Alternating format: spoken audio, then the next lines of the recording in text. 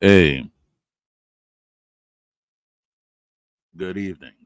This is Open Topics with Don Armando.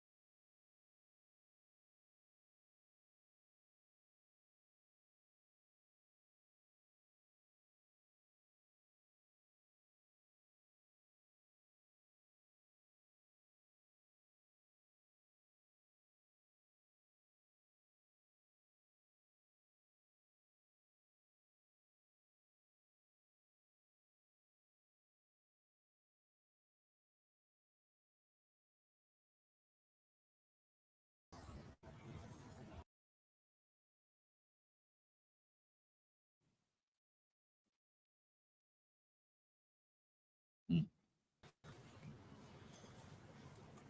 Us. Us. Yeah, I've been trying to log in for like the past 10 minutes. I've been here. I couldn't get inside the studio. Yeah, I hear you. I mean, It it be like that happens. sometimes. And right now, and I'll be on my own laptop and everything. I'm on my laptop now because I set up my tab to put the finishing touches, and that will be it. So how you doing otherwise, my brother? Everything's copacetic for now. Everything's okay per se. Um, Yeah, everyone's taken care of. Everyone it looks ate. like that. Yep. Maestro Rhino, he's in Puerto Rico, but it's a Cool. good thing that that we've gotten in contact with him. Thank God. Amen. Amen. For real. Hmm. Yeah. So, um, you for tomorrow, you got any plans? Because I know, like, when it's tomorrow, the city it gets wild sometimes. Yeah, I plan on staying home and making sure my kids are far away from all that nonsense. As you should. Yeah, bro. A lot of people. I was explaining this earlier to my children. I said, we don't celebrate the way the world celebrates. And they're like, what does that mean? And I was telling them, what that means is, you see how everybody's looking for an excuse to party? We don't need an excuse to party. If we're going to party, it's going to be for a reason. You know what I'm saying? It's someone's birthday. There's a reason. Mommy passed one of her nursing exam tests. There's a reason. I just got a new job. There's a reason. We celebrate for a reason. We don't just celebrate because the government said that today's a holiday. How is it a holiday? I want one person to explain to me, like I'm 5 years old, why Halloween is a holiday. I want to know what's so holy about that day. It's actually not though. I mean, because you and I, we could actually say that we're from quote unquote maybe the same era. I Right. mean, I'm gonna be honest. When I was a kid, and I didn't know better, I was like, hey, Halloween and everything like that. But then when I got like older and like in my teens, I was like, okay, you had Halloween parties and everything like that. But then I started reading up about the truth about Halloween when I was older and everything, and it didn't really appeal to me anymore, to tell you the truth. It's funny to me how people will investigate and or learn about its true nature and still be adults and want to go out and party like a child. Oh yeah, it's Halloween, the one day out the year that I can act like a kid. What? The one day out the year I could act like Yeah. a clown. I could dress however I want. You could dress however you want, whenever you want, regardless. Oh, just because that day you won't stand out because everybody's doing it. Everybody's jumping off the bridge. You're gonna join the bandwagon? So It's I know, right? ridiculous, bro. It's ridiculous. The propaganda in this country is ridiculous. How everybody's so quick to celebrate a holiday that's not even a holiday. Oh, I've been planning this for months. Yeah, but have you read your Bible lately? When was the last time you got on your knees and prayed? When was the last time you prayed at all, even sitting down? Like it's ridiculous, And I'm not big on praying all day every day. I used to, my family, bro. We used to, in Santo Domingo we have something called La Sirena, and La Sirena is when the fire department Right. turns on their siren at 6 o'clock in the morning, at 12, and then at 6 o'clock in the afternoon again. That's so wherever you are on the island, you know what time it is, even if you don't know Yes. what time it is. All right. Back in the days, my family, we Right. would be on our knees starting prayer at the first siren, and we wouldn't stop praying until the second siren. That's praying for 6 hours straight. That's a lot of Yeah. prayer. I never did that before, but I want to do that. That's a lot of prayer. Yeah. It's a lot of people coming together. You know what I'm saying? And it's a beautiful thing. My family ministry in San Pedro it's a beautiful ministry. We've gone to other Yeah. churches to help revive. We've gone to other places. Guayacanes. We opened up a church in Guayacanes as well. We've gone to La Romana. We've gone to Bani, El Sebo. We've gone everywhere. My family ministry is a ministry of deliverance. And where we go, if there's demons, they gotta go. They cannot stay. They're not welcome here.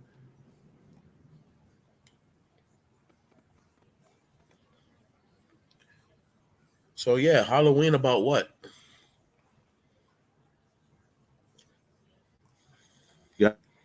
Gotcha. Solely my opinion, obviously, because everyone has the right to how they feel about what they feel, and of course, everyone has the right to their own comprehension. Like after they start learning about these things, if they still feel like they want to still participate, it's on them. Your comprehension is for you to understand. If you don't understand that it's something that's evil and you still feel like participating, then that's Right. on you. You know, oh, but it's just for the kids, right? Just how we've been lying to the kids Yeah. about some stupid Santa Claus, right? It's just for the kids. Same, we've been lying to the kids about some stupid Easter bunny, right? It's just for the kids. Easter's about the crucifixion of Jesus. Ain't no cute little Easter bunny gonna take away the sacrifice that was made. Like, why is it that we always have to find something to deviate from the main purpose of Yeah. what we're looking at? The whole purpose of holidays is to keep that day It holy is. for a purpose and a reason. Resurrection Sunday, Crucifixion Friday. It's not days of going out to drink and having fun. These are days that you acknowledge as days of loot or days of mourning. You know what I'm saying? They're happy days, but at the same time, they're sad days. Imagine being in the time where Jesus lived and seeing your Lord and Savior being crucified. Nobody was happy. Only the ones that didn't believe were happy. It seems like that now, right? Only the ones that are non-believers are happy Right. to go celebrate this almighty pagan holiday. Like, nah, bro, get out of here with that. Not you personally, of course. No, you want no, and I get what you're trying to say, Yeah, but you want to figure of know something speech. which I which I actually see, which is alarming in the Dominican Republic and Yeah. with my parents. Well, mostly my mom. That like right after she passed and everything like that. The way that back in the day, right? And you could actually vouch for this. That when it was Semana Santa, right? Semana Santa was not the place in Santo Domingo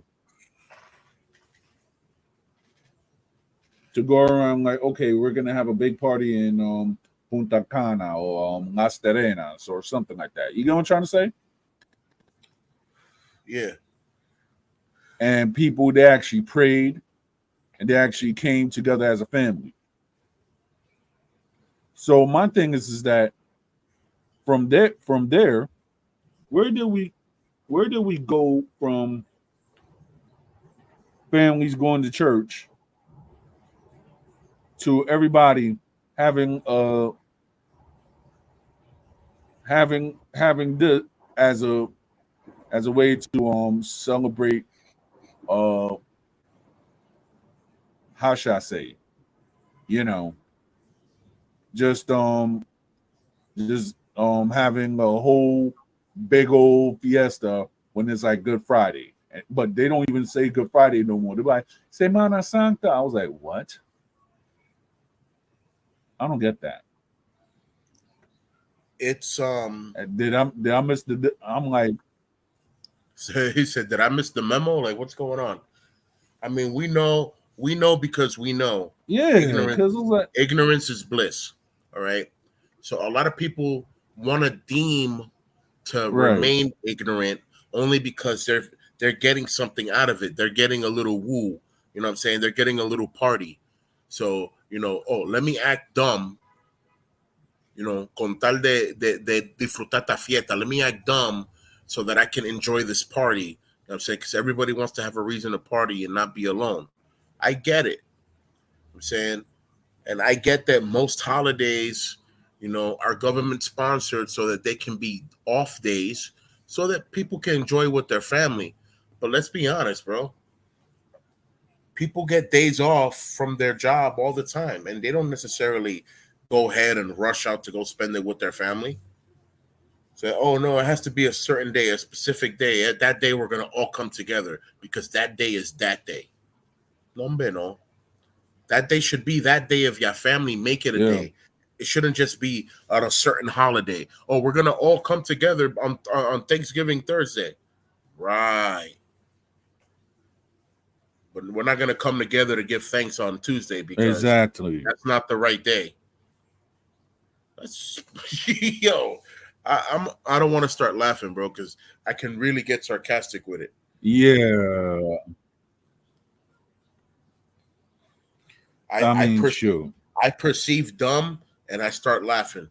I'm like, okay, so even though that's not about the martial arts, right? Right. Exactly. So, all right, as a Latino, what are your thoughts on what this comedian Tony Hinchcliffe said about Puerto Rico, Latinos, and African Americans in the quote unquote political rally for Trumpito? Okay. What about it? Well, apparently, a lot of people are outraged of what this guy actually is actually has said. When he was talking about people breeding babies and all the other stuff and all the other nonsense he was saying. This is the problem with So, politics, brother. This is the problem with politics. Politics is politics because it's not just debating public knowledge or looking out for one's community. Politics is politics because people get to express their opinion and most people will just jump on the bandwagon. It's sad that this one person has to stand up and say, "Oh, I don't understand why Latin people are following this person or following that person." It's not your job to understand if one person or another is following. It's your job to understand who you're following. So when people open their mouth to say right, stuff like, "Oh yeah, PR is out of pocket because of this and this," and I'm like, "Bro, what do you know about PR at all?" "Oh, I know that my family's from PR." All right, so you don't even know anything about PR, and you want to advocate for PR now? Like, learn about it first and then advocate. right, It's like you can't just. It's wild. yeah. That's wild. Mm-hmm.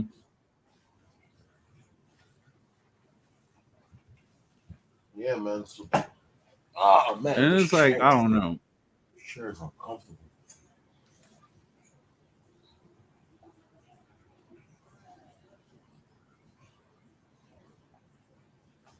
Where's the And pillows at? it's like to me, right?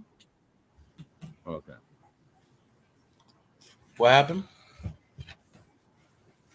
And it's like to me, right? When everybody they're talking about, people who are in solidarity with it and stuff, and like I get it, you know what I'm saying? Because when it becomes within people of the Latino collective, we actually, believe it or not, we have our back and we have each other's back in certain things. Right. Yeah. I mean, as we should, but we're always going to have different views, but that's why they're called political views. I'm saying when it comes to Yep. cultural views, most cultural views are viewed the same amongst Caribbean people because our culture Hmm. hasn't changed in years. America is Right. constantly changing because America's culture is constantly changing. America doesn't run their Yes. culture. They don't govern their culture. America's culture is governed by the people that are running the era.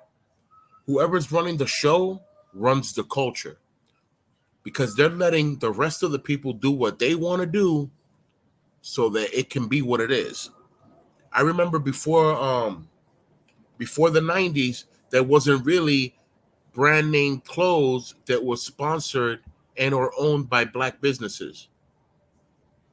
All right? It was only the others. I'm going to just put it like that cuz I don't like saying colors like if that's some type of brand skin or whatever. I don't believe in Right. racism. I believe that everyone is a shade of wheat. In other words, we're all shades of the earth. You know, Exactly. it's a shame in the '90s. In the '90s, Diddy came up with his clothing line. Uh, uh, um, this dude Coral came Kanai. out with Fubu, Kalkanai, um, Peye Peye, T Rex, Averex. All these people, a lot of them were black owned, black businesses, right? When these people Hmm. started rocking the clothes or promoting these clothes, the only reason they were allowed to promote the clothes is because the industry wanted it like that. The industry controls half of the world's politics because the industry is not just separate industries around the world. The music industry is one industry. Yes. A lot of people don't know that. A lot of people don't know that big pharma is not separated into pieces around the world. Big pharma is one entity, and they're all sponsored and governed by who? Exactly, the WHO, the World Health Organization. Yes. All Hmm. right. So it also has to go with big tech. Big tech is not separate corporate businesses run in different parts of the world. Yes, they operate that way, but they're all sponsored as one. It's one big body broken down into little pieces. This is why I don't laugh at people that inspire to be revolutionary or cause a revolt. I don't laugh at that, but I laugh at the fact that most people think that they can cause a revolt and cause a change when they have no political power of any kind. You're not going to cause any change because it's power to the people. If you don't have the people by your side, you will not have this power. Not only that, Exactly. not only that, you don't have people by your side. You also don't have funds to sponsor your mission. And a mission without funds is a dead mission. It's not going to go nowhere. So, once again, I don't Exactly. laugh at people that want to stand up for good things, but I laugh at the fact that they really think that whatever they're going to stand up for is actually going to be heard because it's coming through them. It doesn't just work that simple. It doesn't work that easy. You know, I'm a good speaker. I'm a public speaker. I speak for the Christian community. I speak for the martial arts community. Heck, I speak for the LK community. But guess what? Even with all my speeches, Oof. even with how well I speak, If my actions don't determine anything, it's going to determine that I'm nothing. Because actions is what speaks for our faith. You know, Exactly. I say this all the time. I probably say this every show. You knew me through my testimony. In other words, you knew me through my actions. You knew me through how I exhorted my faith. You understand? You met me.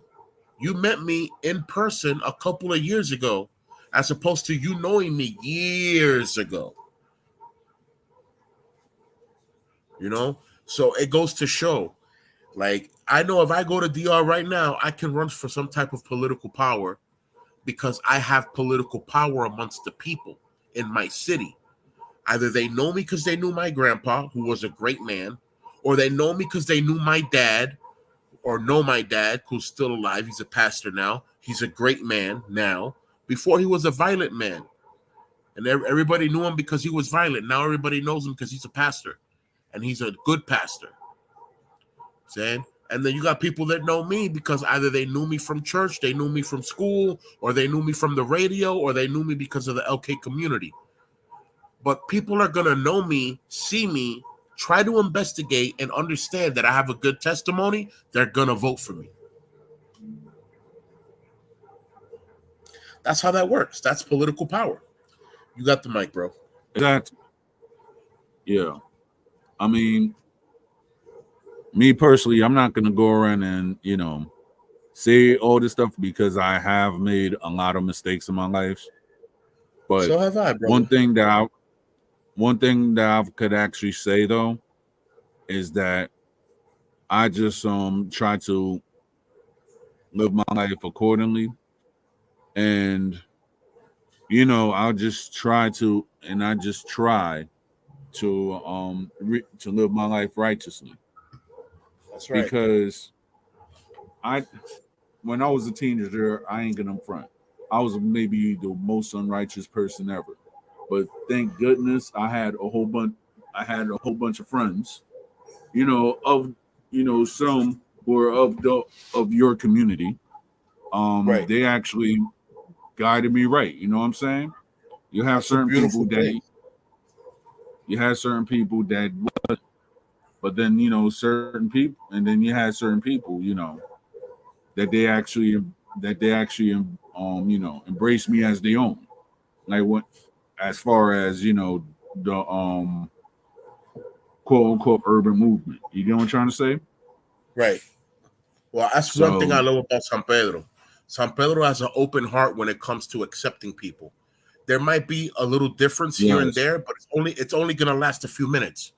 You know what I'm saying? In San Pedro, we break the ice Mm-hmm. real quick because we understand that it takes a village. You know, you go to other places in DR and Yeah. it's not like that.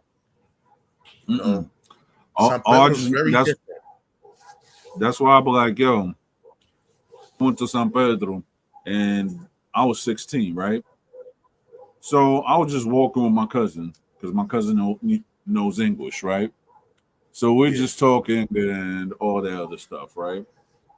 So when you go to Calle Trinitaria, right? And then yeah, I forgot, and the street where Big Daddy's mom used to live at. yeah, yeah, yeah, So when like on that street, that there's a Comado like right in front of the school. yeah. The corner. Boy, I tell you a story which is funny, right? So when I was 16, right? Boy crazy or whatever, right? So I didn't know the language. I saw a nice girl. I was like, yo, I was telling my cousin, like, yo, tell her that I like her. You know what I'm saying? So I tried to talk to her and everything like that. Here goes the store owner with the big ass machete chasing us. I was like, Yeah, dang, that's DR for you.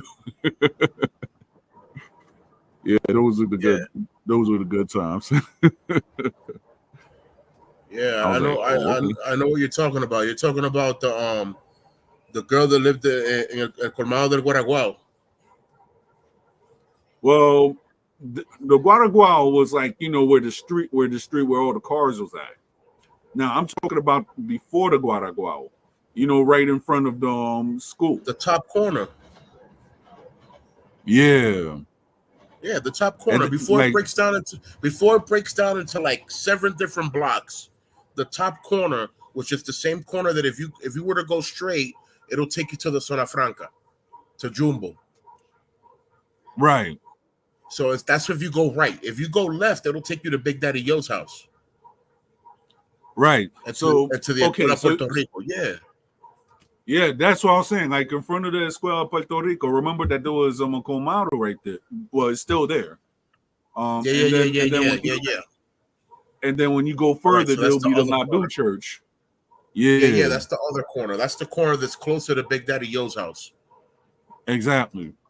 Yeah, I know what you're talking about now. That's the corner close to the Yeah, yeah, yeah.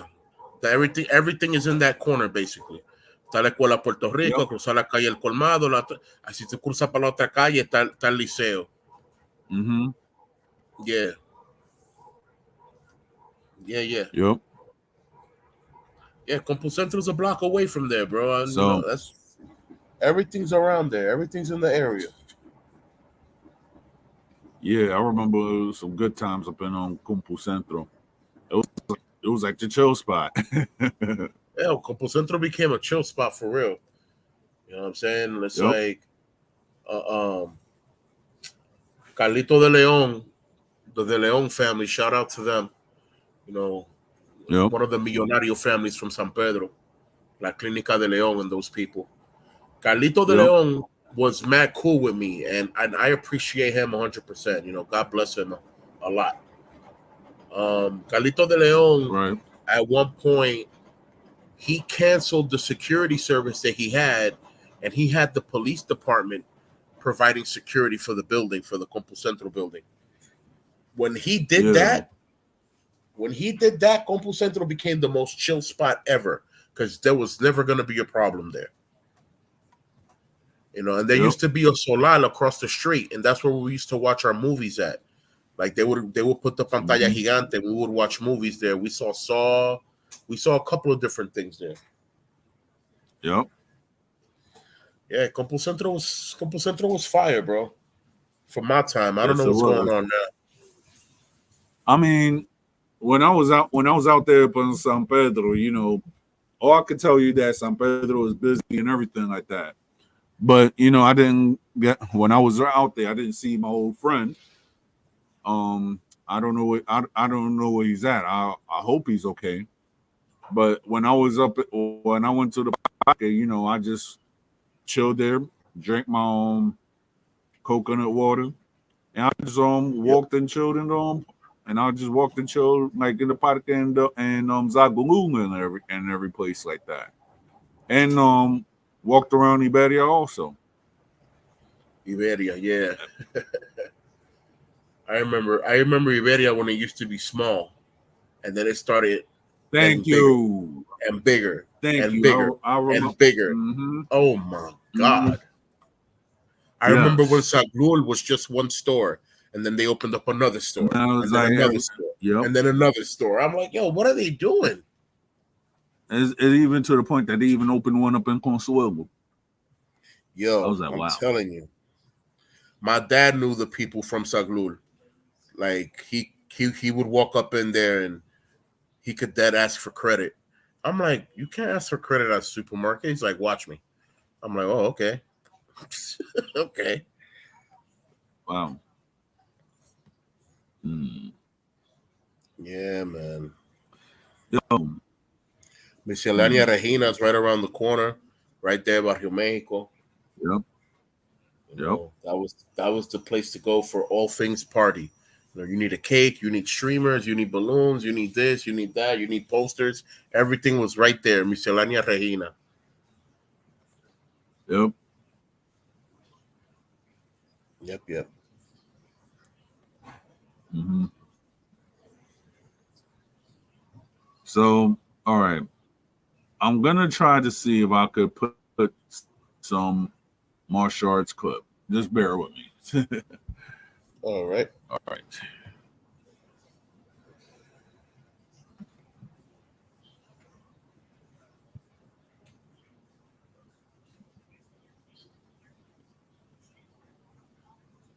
Huh.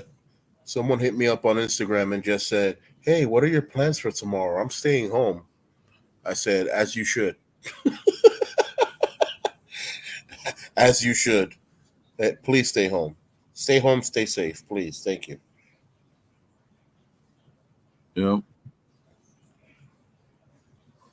I grew up in an era where you know children weren't allowed to go outside and trick or treat by themselves.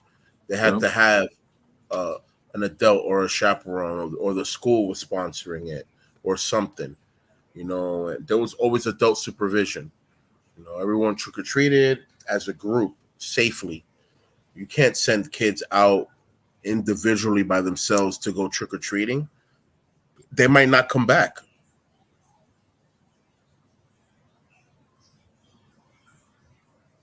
Knocking on these people's doors without knowing who you knocking on their door. Nah, bro. There's a reason why the tradition is the way it is. It represents something.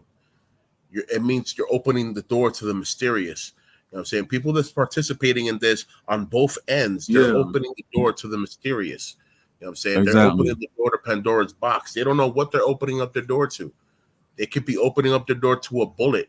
Talking about, Mhm. oh, trick or treat, trick or. Oh, man, what happened? Oh, you had too many cute things in your house, and what you thought was a group of kids was actually a group of thugs. Yeah. So, yeah, trick or treat that, or try to treat that trick like a treat. I'm telling you, Yep. man, I mean, actually, look, it's it saddens me how much uncommon sense we got going on over here. Where's it's Jose like, when you need? yeah. Is that your dog barking or my dog? Bro, those are the dogs outside of my building. Yeah. Exactly. They bark all Oh, okay. day. They Dang. just don't stop. They don't stop. I know what I'm gonna do. I'm gonna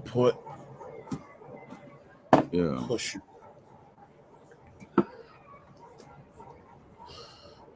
I'm gonna put a safety cushion right here in front of the window. Hmm.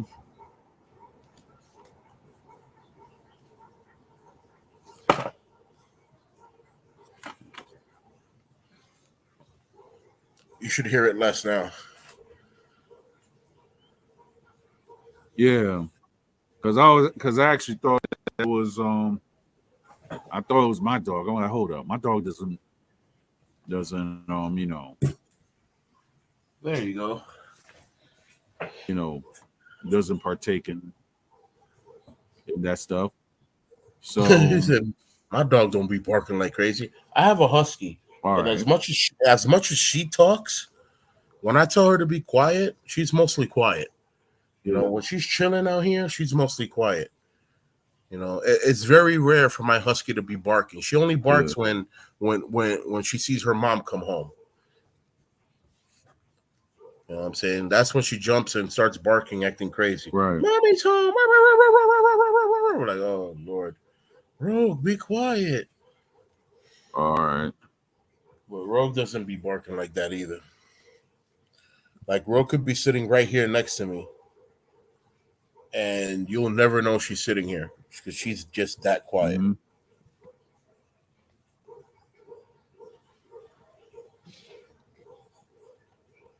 Yeah. Well, all right. So I'm trying to share my screen. So okay.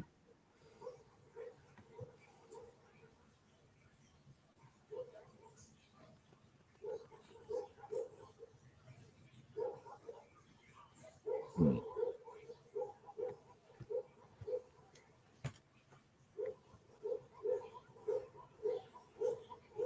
All right. Wow, the dogs are really going crazy outside right now.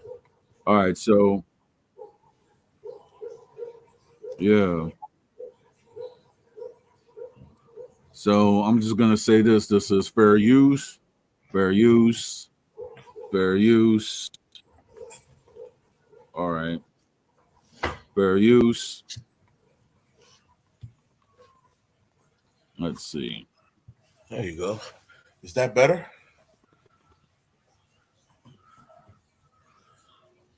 Bro, Yep. can you hear now? Is that better? Do you hear the dogs barking still? The game plan, and he's very devout in sticking to that game plan until the fight starts, and then he has the introspection to know that it goes completely out the window. And his opponent, representing Brazil, fighting out of the red corner, he is the White Dragon, Bruno Assis. Yeah. It's not No, I don't. moving at all.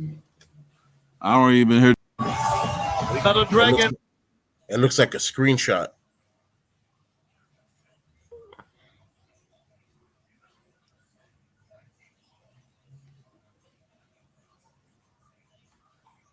Dragon. Dragon. White Dragon. Bruno Assis returns to Karate Combat for the 8th time, 5-2 record here, fighting out of Sao Paulo, Brazil.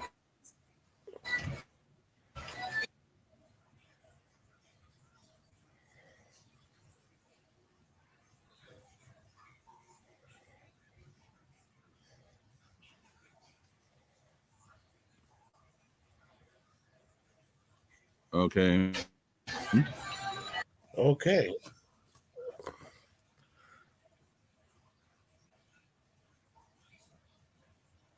Lots of excitement we've had with this guy over. Yeah, that was fun.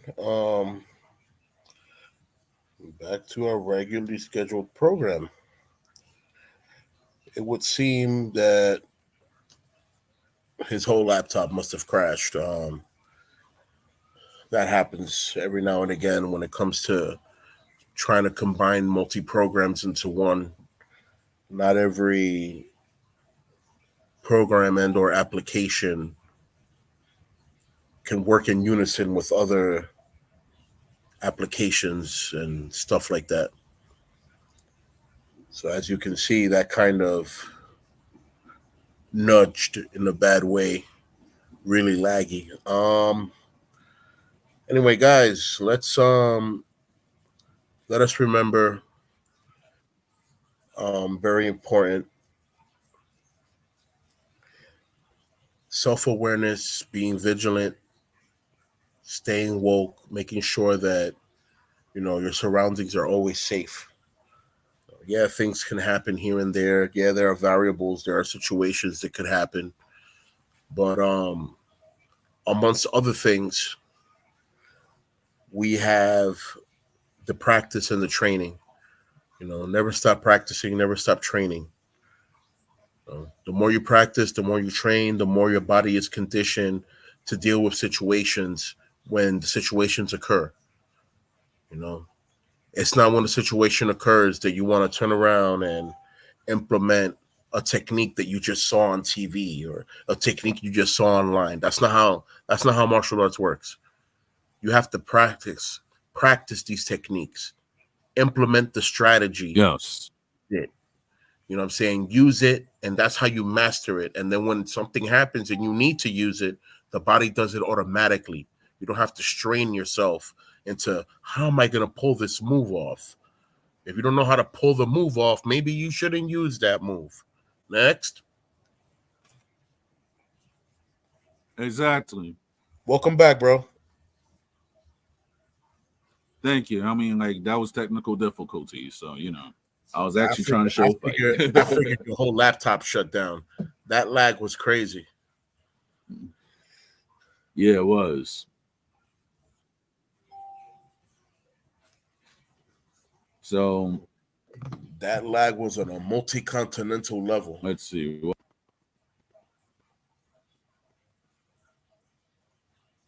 Yep. I mean, I already use this on my laptop and everything like that. I think I might have to go to a to, I guess, especially so I could actually have more space and whatsoever, because there's certain things that I want to do. So, you know, Why don't you just buy I'm just yourself an waiting and external seeing drive? how to do it. Buy yourself an external drive, All and right. you All know, right. first move all the things that are videos and audio files that are not necessarily a part of any program, anything that's loose files. All right.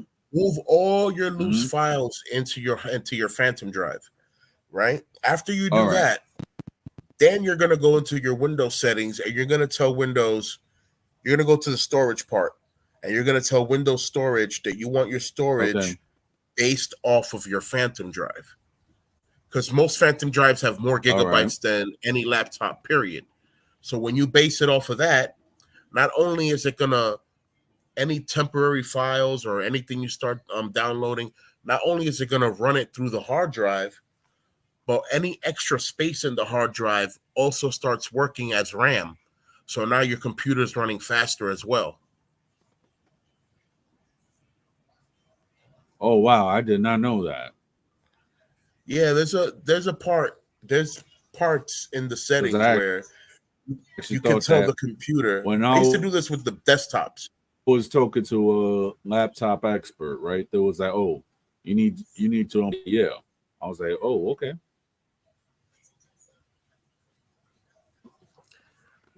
When I had a desktop, last time I had a desktop, I don't even remember last time I had a desktop. I've been using laptops and Phantom drives for a minute now. Last time I had a Hello? desktop, I went to, huh? Okay. All right. I went to my Windows settings, and where it says how to allocate memory means using your own memory from your hard drive as a way of internal slash external memory Are you and there, Pete? RAM. Yeah, I'm here. Can you hear me? Everything's moving. Yo yo.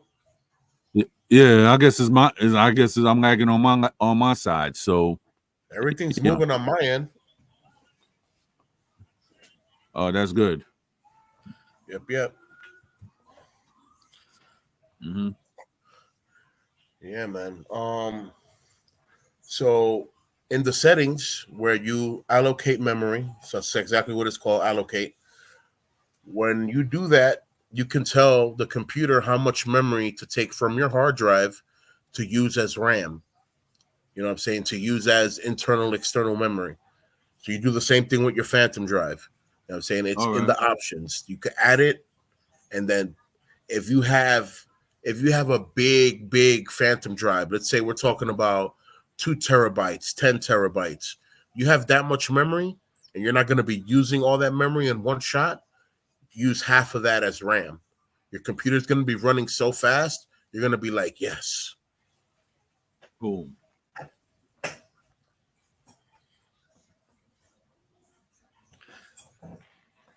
Yeah, man. Yep.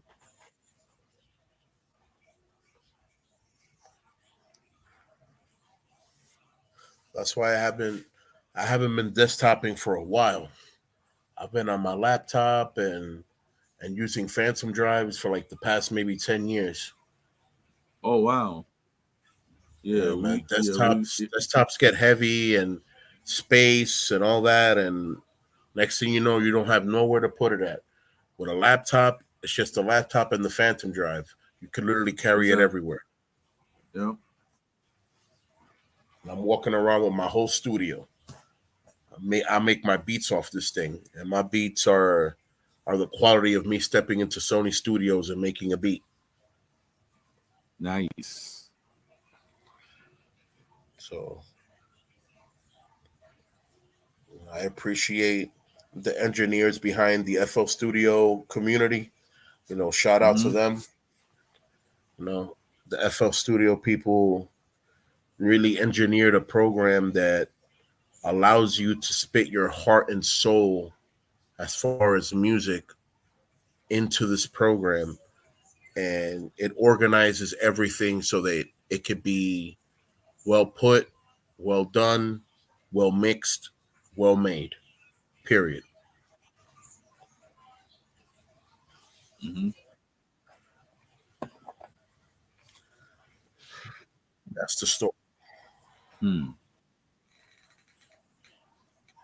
So, out of all the places that you've been to, Pete, have you Yeah. like how many times have you been to Puerto Rico while you was in DR?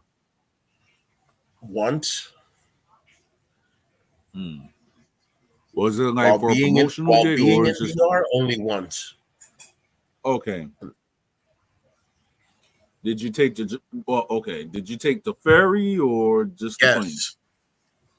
Ferry. Wow. Yeah, that was like in 2004.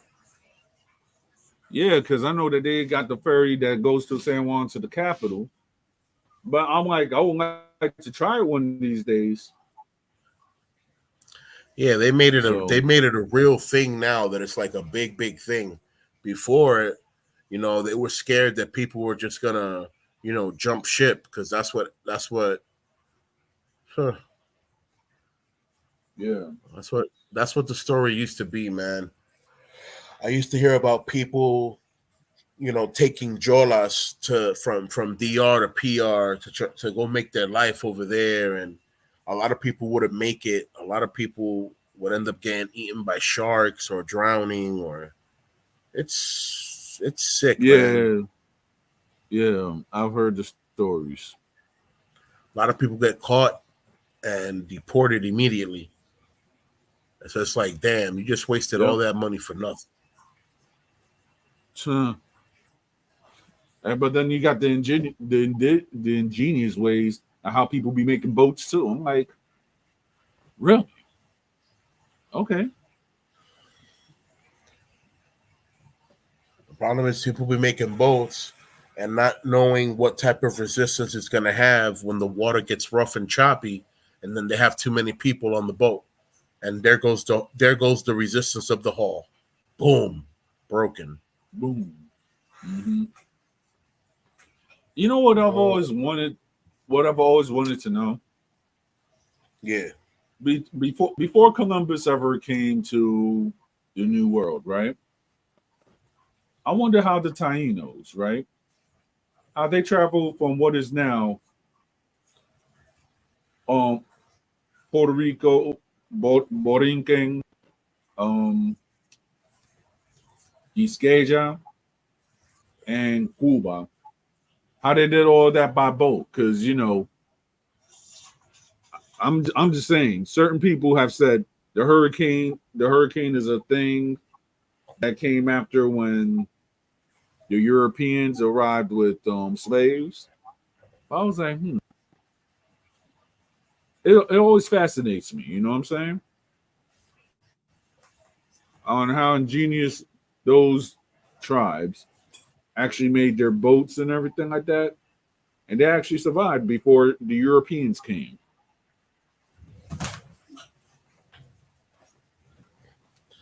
um, let's just say with a lot of trial and error.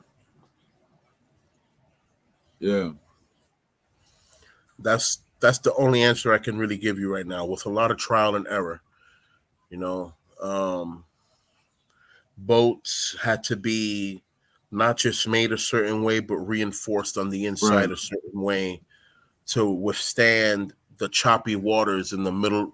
When it gets to the middle, that water's so rough you can't even swim in it. It'll Hmm. it'll peel to your flesh. Wow. Yeah. It gets real choppy. It gets real bad. This is why we wear bodysuits when we go into the water. So if the water gets rough, it doesn't cut through our skin. Right. You see a sword cutting through a body, right? Now Yeah. imagine a liquid sword, but now you're inside the pool, and the whole pool is a sword. You're inside of a liquid. Wow. You're inside of a liquid blade, and at any given moment, if it gets forceful enough, that choppiness is gonna start cutting at your skin. That pressure is Yep. gonna start eating at your skin, at the little crevices. Anywhere there's a corner, the skin is gonna start tearing up. Your ears are gonna fall off. It's crazy. Mm-hmm. It's crazy, bro. Liquid swords, just to give a best example. It's not Yep. how it's not like how they would say, "Oh, be careful with the river, that the river's current is strong." That is true. The river current is strong, but imagine the ocean itself, where the river lands at. It's 100 times stronger. Exactly. It'll drag you, and if it doesn't drag you, it'll drag your skin off your body. It's really simple. Yep. If it'll drag the hide Mm-hmm. off a cow, why won't it do it to us? It's a liquid blade. It's cutting through everything. Right. Yep. Nature, you scary. Yeah, it is. How do you train for that? Easy, You stay can. away. Easy, stay away. Mm-hmm. Training is about self preservance. So if you know that it's dangerous, how you train against it, you stay away from it. Yep. That's it. It's not gonna come to you, so you don't need to defend yourself from it. So just stay away from it. Don't Right. test it, and it won't test you. Right. That's like saying, "Yeah, I'm gonna go train at Niagara Falls under the water, and I'm up." No, I don't think so, bro. You're gonna drown. You are a human. Basically. You are a human, and we're talking I about something mean, that is a 24/7 nonstop cascade mm-hmm. of powerful rushing water that's flying off the top of a mountain of maybe 15 floors high going down. In other words, every drop is hitting you like a brick. I don't think so, bro. You're not training under nothing.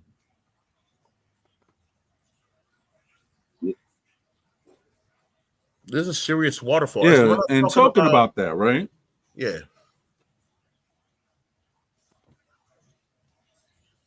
All right. Because you know that in Japan, right?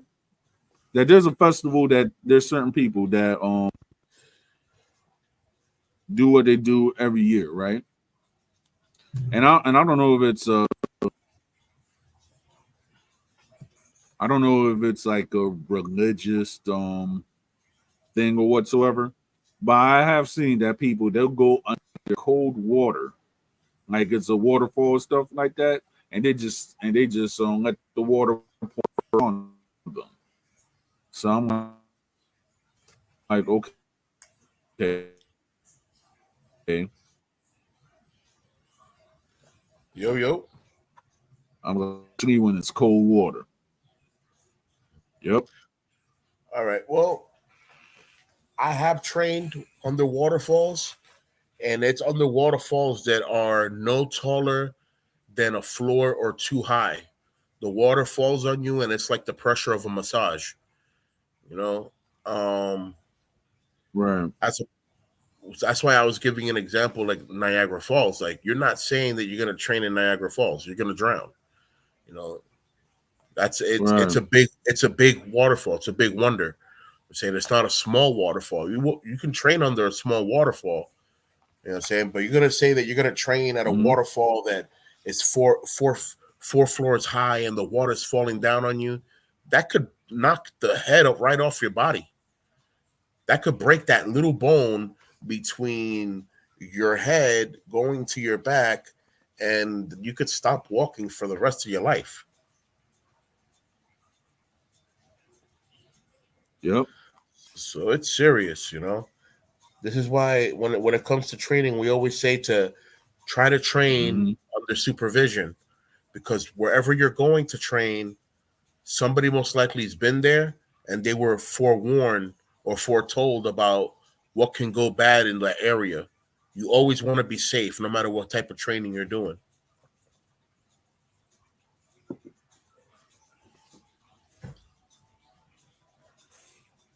Yep. For real. Yeah, man.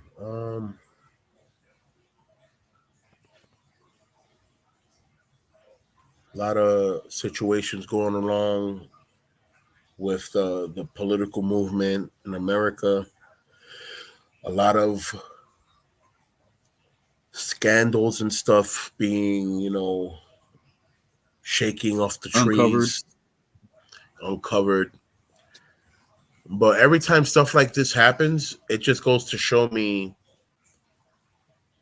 big pictures of things. Because the media, especially public media, they don't necessarily want to talk about the real wrongs that are going on, the big bad that's going on in the background. Right. They always want to talk about something Exactly. that's either distractive and or entertaining for the common folk. While Right. we're over here, let's say gossip, if you will. While we're over here gossiping about the diddler, we're Mm-hmm. failing to realize or failing to see, because it's not being published, that there's been a lot of kidnaps going on in the past few months. A lot of child abduction is Yes. going on in the past few months, but nobody's talking about that. That's bothering me. There's a lot of things going on that nobody wants to talk about because, we're too entertained with the gossip about this person and that person. So the other lives Mm-hmm. of other people that are not celebrities, they don't matter. It only matters if it's entertaining. So I don't get this whole Black Lives Matters movement. Right.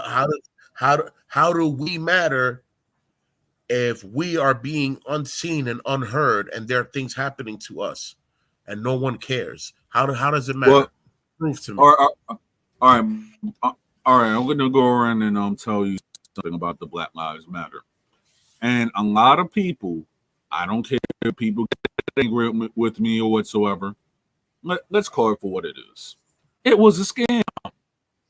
I mean, think about it. How is it that people who have Black Lives Matters and it was supposed to be for families that that were affected by police unalivings of innocent citizens, right? Yeah. But if you actually look at it, that whole thing was actually by two female members of the LGBT, that they was like a pro-communist organization that they wanted to actually destroy the Black nuclear family. That was its own. That was the beginning of that organization, Black Lives Matter, right? And then after the presidency, after Biden got elected and stuff, you saw that the people who actually ran Black Lives Matter, they were buying mansions and in California and everything like that. You had the woman actually paid off like the father of her children, like several family members with the Black Lives um proceedings and stuff like that. And then on top of it, some of the people in Black Lives Matter, you had certain people that who were in that organization, Black Lives Matter, that they did not even respect some of the family of the people that have fallen due to random discriminatory police unaliving of African Americans. So if you actually look at it, that was like the biggest, in my thing, scam within the United States that people fell for, and people will still fall for. So just to add a few Because they footnotes thought, to that. One of the main sponsors, the person that funded the BLM movement, was a 32-degree Mason who he thought was bored in life and had nothing else to do. So he decided to sponsor it. So he was one of the founders, and he is not in any way, shape, or form close to being Black. So I don't understand how they were able to make an organization with a name like Black Lives Matter and it had nothing to do with Black lives except the Black lives that it was ruining. Thank you. Listen, when the whole movement started, when the whole movement started, I remember commenting in my Facebook, don't tell me that you're a Black Lives Matter revolutionist and you promote music that promotes killing Black people. Because then your Black Lives Matter is hypocrisy. It's bullcrap. Exactly.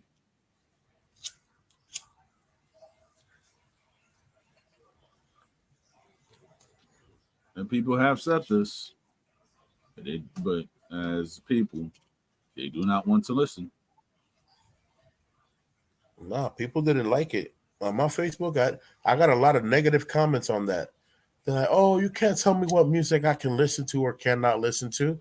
No, but I can open your eyes. And if you're getting upset by the words I'm saying, it must mean that it's affecting you in some sort of way. Because honestly, I don't see how it would bother you if it doesn't bother you. Right. That's my logic behind everything. If it doesn't bother you, why is it bothering you? Like if I tell, example, I'm talking to one of my cousins, he's out of state, and I say something that he doesn't like, and he'll get bothered. And I'll be like, yo, what's wrong, bro? Oh, I don't like that you said this, this, and this. Yeah, but that doesn't have anything to do with you. So why are you getting bothered by something that doesn't necessarily bother you? Right. And he thought about it and he was like, yo, that's exactly. That sounds logical. I'm like, yeah, bro. We need to, you know what, you're right. We need to stop putting our emotions into everything that we hear. Just because someone's telling you something, just listen to the lesson. You don't have to accept the lesson. Hell, you don't even have to remember the lesson. Right. But still listen to the lesson. Respect the person speaking. You know what I'm saying? Let them finish. Don't just, oh, I'm going to put my feelings all into this and I'm going to feel some kind of way. Why do you have to feel any kind of way if it doesn't involve you? It doesn't even involve feelings. We're talking about McDonald's. There's no feelings there. It's food. Get it? Yep. It's no feelings. It's food. We're talking about shoes. There's no feeling. It's material. Ain't no shoes at the store. Ain't no shoes at the store having a hissy fit because we're talking about them and not buying them. Come on, man. Yeah, like, all right. This is when I'm going to say something, and certain people will be shocked. Other people will not. In my 41 years, I'm going to say something. I have never bought Jordan sneakers. Never. Me neither. I've been gifted a few, but I've never bought any. It's like, never. Yeah, it's like for me, right? When you have like, I guess our generation, it was like when you had like the new Jordan sneakers, you had certain people who respected it, and then you were also the target of robbery. Of course. It's like growing up in the Bronx, they're like, hey, you got some new Jordans. You're the fly dude. Next day, yo, you remember that fly dude? I'm like, yeah. They knocked him off his Jordans with one punch. I'm like, wait, are you for real? He was like, yeah. I was like, crazy, bro. I ain't wearing no Jordans. Back in the 90s, bro. Back in the 90s, I think it was like 96, 97. Jordan had came out with some pair of shoes. I forgot what they looked like, but they were literally $250. $250 now is way more than what it seems. You know, with $250 back then, you could have bought 10 pairs of sneakers at $25 a piece. Yeah. You know what I'm saying? Yep. So it bugs me. Oh yeah, my family has money. I just got 2 pairs of Jordans for my birthday. Okay, and why are you still living the projects? Okay, why are you going to this rinky-dink poor school? Like, what is going on over here? Well, I have a closet full of Jordans. Right. Why you still live with your parents? What's going on? Yeah. There's certain stuff that they're like, okay, we have sneaker collections. Okay. Are you okay? If you're a sneaker collector, are you selling your sneakers? Okay, if you're making a good profit about it, I get it. You're a micro entrepreneur. Keep doing your Right. thing. Maybe you might go into the big leagues.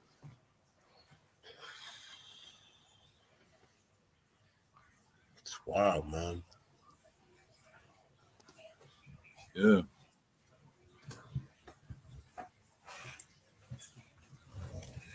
Yeah, bro.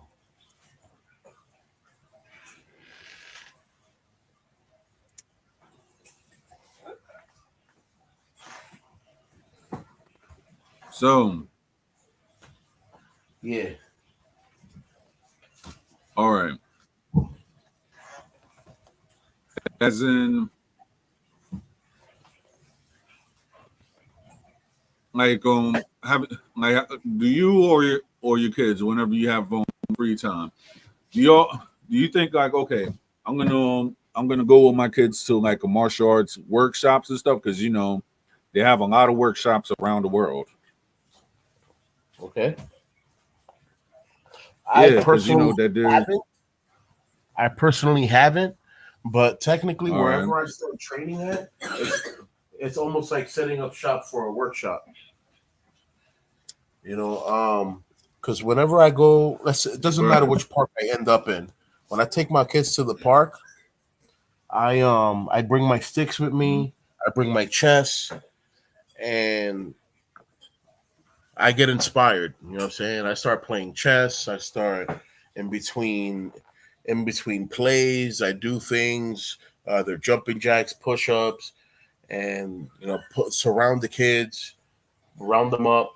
Tell them each one to grab a Kali stick, and then we all start doing the 12 common strikes, and then we do the 12 advanced strikes. We do blocks, and then I start talking about double stick concepts, and then I do some double stick concepts, and then I let them try to do it, and it's fun to participate, that I'm participating with my family and all this good stuff. But the best part is when other families see us, they want to join in and they'd be like, "Hey, how you doing? What are you doing?" And I'm like, "Oh Lord."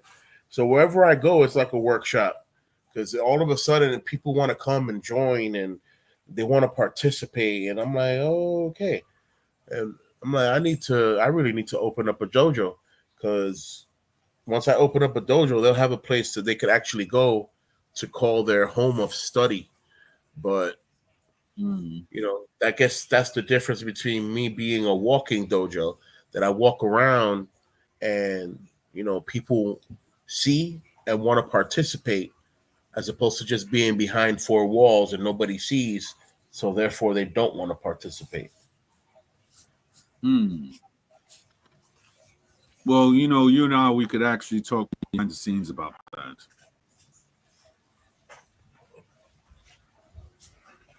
Yeah. Because I have a couple of ideas. It might be in New York, it might be in Jersey, but I have an idea, and I'm seeing like a whole bunch of schools. What's in the New York City area? I was like, wow.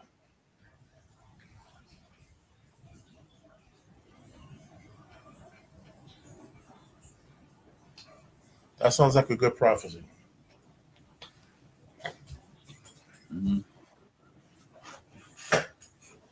That sounds like a good prophecy. A trifecta of schools. Yeah. I already have somebody who's gonna be representing Vijitsu at my dojo. You know what I'm saying? And he's gonna be my co-instructor. I might promote him to head instructor just so that not to be on the sidelines, but just to bring myself back up to syllabus. I tell this to all my black belts that are out there. You know, you may have become a black belt at young, and that's great. But when you stop practicing certain things, you start to forget certain things. So it's always good to start again from zero, just to remember the basics of every corner. And as a fellow black belt, you know, it shouldn't be a problem. You're already a black belt in your mind, in your heart, in your soul, and your body knows it as well. It's muscle memory. So it shouldn't be a problem being a black belt, starting off again at a white syllabus and just jumping off the belts real quick, because it's all going to be muscle memory. It's all going to be muscle memory. For some people, they might clear white belt, blue and yellow in one day, just because their body remembers all of it to the T. They might clear it in one day. Some people might clear green belt and brown belt in a week. I'm saying some people that stop practicing and come back to practice might be able to clear the black belt syllabus in one day, only based off the fact that they really did master their techniques, and they did it for so long. They're that good. But me personally, I always feel like having a refresher, having a refresher course taken, going back to zero again, just to feel the roots of the beginnings. The roots, the core roots is what starts you off.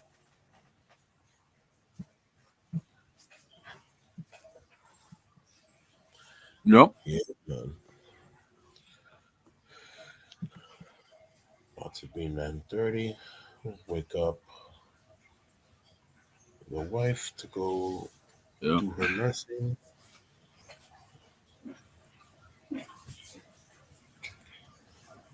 I had a hell of a rough week starting the week, so I wasn't able to complete the fire safety presentation, but I can short talk about it. All right.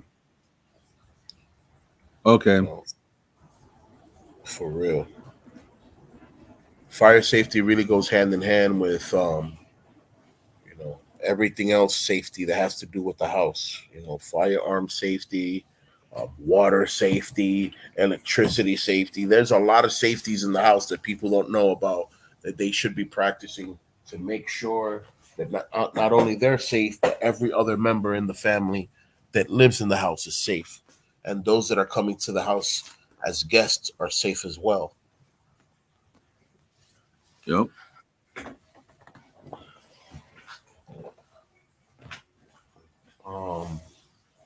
Fire safety, very important. Depending on how many rooms you have, you need to have fire alarms with CO2 slash carbon monoxide alert. Okay, these are two separate entities, and any one of them can kill you. Carbon monoxide is something that you can't even see in the air, and if inhaled for too long, it'll take over. So having these fire alarms, smoke alarms, gas detectors, there's some that are all in one. I would go with those. They have different sounds so that you know what type of alarm you're being alarmed to. Certain things you can battle quickly by opening up a window. Other things you have to battle with a wet blanket or towel. I'm part two really of fire safety for the house. Fire blankets. There's 3 different types. We have, based just off memory, we have the fire blanket that's for covering people to walk through a fire. We have the fire blanket that you use to throw on something that's on fire. And then you have the fire blanket that you use when you need to protect something from a fire. So, how do these things help? How do these things work? Most fire blankets have a heat resistance, so you can literally put it on over you and walk through a burning flame and not only not get burnt, but not feel the heat either. Which is a very good safety net. It feels good to not be burned. Feels good to not feel that heat. Um, the other form of safety blanket, fire safety blanket, like I was saying, is the one that you throw on something that's catching fire. It could be a person too. You throw that blanket on them, and whatever's ignited or heat or fire, all of that gets put to a cease. The temperature of the blanket itself has a way of counterbalancing the temperature of the fire that it's starting to engulf, and that's how it works so fast. And of course, the heat resistant sheets that you could wrap stuff with and carry through a fire, and it'll be perfectly fine. You know, Yes. and the presentation, of course, hopefully I have it ready for next week. I'll have links and picture descriptions of different types of fire blankets and where to order them from. That's basically part two. Part three is fire accessories and things that you can use around the house when needed for a fire. I'm going based off memory. This is part of the presentation, but not part of the presentation that I'll be giving next week. Hopefully I'll be able to piece those two together and make it one big presentation. But Yep. we have fire prevention cream that you can put on your skin so that if you do end up going through a heated area, you don't feel burned. You know what I'm saying? Then you have the cure all type burn Vaseline that we apply as a form of skin on burns, and it it's kind of like a coolant, amongst other creams Yeah. and ointments that help for fire burns. We have types of creams and ointments that you could actually put on your body beforehand, before jumping into a fire, so that you don't have to worry about the fire scorching your skin. What Yep. else we have? We have that fire shield that I presented not too long ago. The fire shield, you hold it in your hand. You can see through a crystal where you're going, and when you press the button, it starts to throw out fire exhaust. And you're protected in the front from all flames hitting you in the face or in your chest. And it also has a fan that's blowing on your face so that no soot could settle in on your face either. Mhm. That's going to be a part of that reoccurrence. We have regular fire extinguishers, of course, different kinds, chemical, foam, sand. When it comes to fire safety, there's always going to be a need for different types of fire extinguishers, because not all fires are the same. There are fires Exactly. that cannot be extinguished with water, because the water is not cold enough to offset the flame. You know what I'm saying? The water's not cold enough to scorch the reason of why the fire is there in the first place. Like if it's an oil fire, a gas oil fire, water's not going to help you, because water isn't cold enough to turn it out, and it's not strong enough to break up the solution that's causing the fire. So in this case, that's when you need to use a foam fire extinguisher, right? That's where the foam comes in. The foam has a coolant that when it hits the solution that's causing the flame, it cools down the solution, and it breaks down the molecules of the solution. So now the fire has to die out automatically. There's other ones. There's one that's chalk based. What else? That brings me to the fire extinguisher ball. I haven't seen one of these contraptions in a long time. I hope that they're better now. The fire extinguisher ball works in a way where, as soon as the fire hits it, and the outer content starts to burn, it lights a fuse that explodes, that pops the shell open, and when the shell opens, it bursts out a coolant and a chalk type mix that just extinguishes the flames, and it cools down the system. So the flame has to die out regardless, because it's just that piece of area right now is so cold that the flame has to die out. And those are cool little mechanisms that I know the military got going on. Most likely civilians got it going on now. I'll find these things and I will put them together in the presentation. The extinguisher ball. You throw that ball into a fire, it pops, it douses the fire out. It just there's no way of the fire surviving. What else we got? We have the mechanism machines that go connected to either your kitchen sink or your bathroom sink, anywhere you have some type of faucet opening.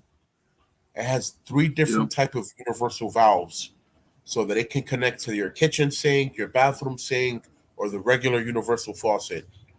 And what this machine does, when you connect it to the water and you turn the water on and you turn the machine on, it works like a fire hose, giving you pressure to exhaust a fire out. Once again, don't use it on any type of chemical fire, gas fire, oil fire. For that, you need foam and or sand, chalk. But for common fires, you could use the little machine. You connect it to the hose, turn it on, turn the machine on, and it's like a pressure washer, basically. It's like a mini pressure washer. And you could use that to exhaust real quick whatever fire is going on. But yeah, I think I'm gonna leave it to that. Yeah. Oh, very important. Don't forget your fireman's axe. It doesn't have to be big. It could be a medium-sized tomahawk axe. Axes are important not just for breaking walls, if need be. Drywall, project walls, mesh. Okay, it can break through these things without dulling. So you can break through without having to stay in a room that's being engulfed in flames. That the axe is very important. Just like having a pole around, a strong pole that won't just heat up if you need to use it during a fire, but that's strong enough for you to break through things, window glass, stuff like that. Yeah. Yep. Now, this is what I'm thinking. So, when you were living in Dominican Republic, yeah. Do you know any? Did you have any connections to directors? To what? Directors, film directors. Oh, film directors? No, not really. Not really. Not that I knew of. Not really. I knew a lot of promoters and people that worked in radio shows, people that had TV shows. Carlos Pereguante, people like that. I knew a lot of people like that, but not TV directors or film directors of any kind. Yeah, because I know that there was a photographer that that I have him on Facebook, and I guess he goes by the last name Seed. Vladimir Seed.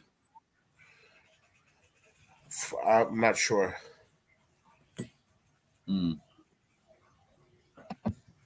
I'll write it on the chat.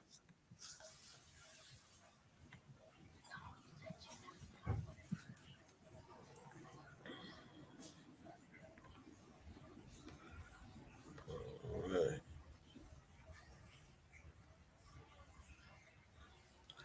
Vladimir Seed. No sé.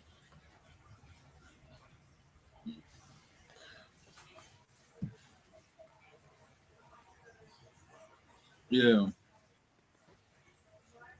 I mean, I actually added him through you know, through Big Daddy. So, maybe you might know Okay. him too. Yeah. I mean, I knew of Vladimir. I didn't know if he Mm-hmm. was into photography or any of that. So maybe it's the same person. I don't know. But Gotcha. because things happen, and I haven't been in the country in a couple of years. Yeah. Gotcha.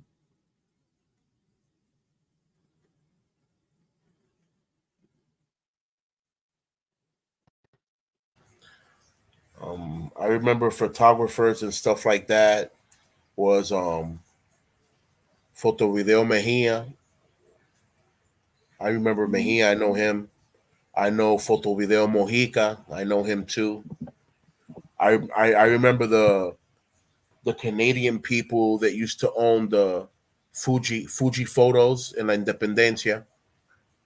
Oh yes, I They're remember still that. there. They're still there, I think. Yep. Of course they Well, passed the it next time I down. go to, yeah, Yeah, it's I been passed mean, down. yeah, That was one of my favorite spots. That because next door to it, there used to be a radio store. There used to be a cassette store. And they used to sell right. DVDs, not DVDs. There were no DVDs back then.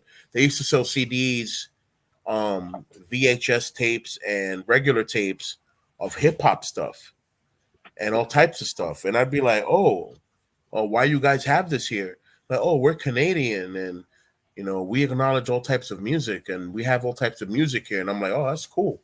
And that used to be my favorite spot to go to, just so that I could listen to some stuff. Yep. Yeah, man. All right, well, this one's waking up, so if you start hearing her voice screaming and yelling, you already know what's going on. Hey, that's the life of a father.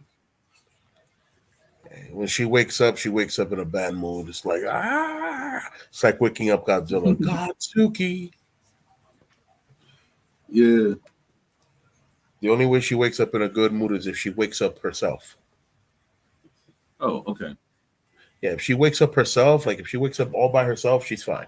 But if you wake her up from her sleep, it's Godzuki time. Gotcha. Godzilla -1. Mm. It's not easy. Hey. Yeah, man.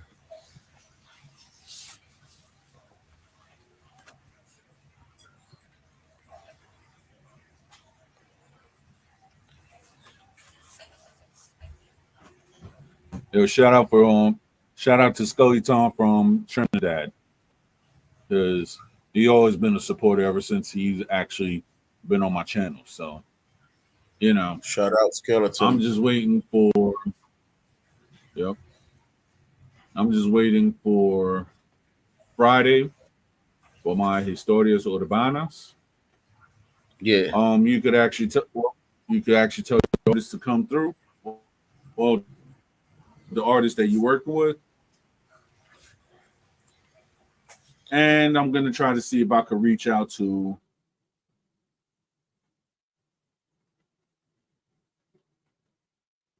although I haven't seen him like in years. But me and him we speak from time to time. I didn't hear anything. All I heard was I'm gonna try to reach out to,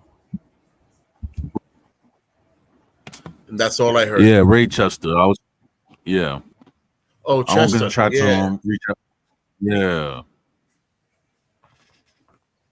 I think it was his birthday recently, if I'm not mistaken. that could be a I have to possibility. check. That could Yeah. be a possibility. Hmm. So this is on the Friday edition. Yeah. His daughter is Urbana, so I'm trying to get one of my homegirls also. She's actually a teacher, but she's a rapper also and a singer. Cool. Gaudi Mercy. Okay. Yeah, super intelligent young woman. Cool. Yeah, That's what's up. exactly.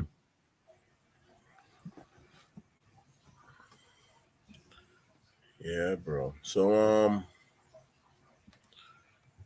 I guess we'll start cutting it.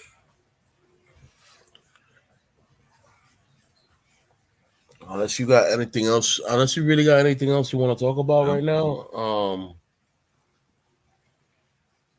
I'm not Oh, suggesting. oh I'm not yeah. suggesting to cut it. I'm just saying. No, I'm just saying. Like, I do have a question. Yeah. All right. So when you was in the military, right? Uh-huh. Other than you, and I'm saying other than the other instructors, right?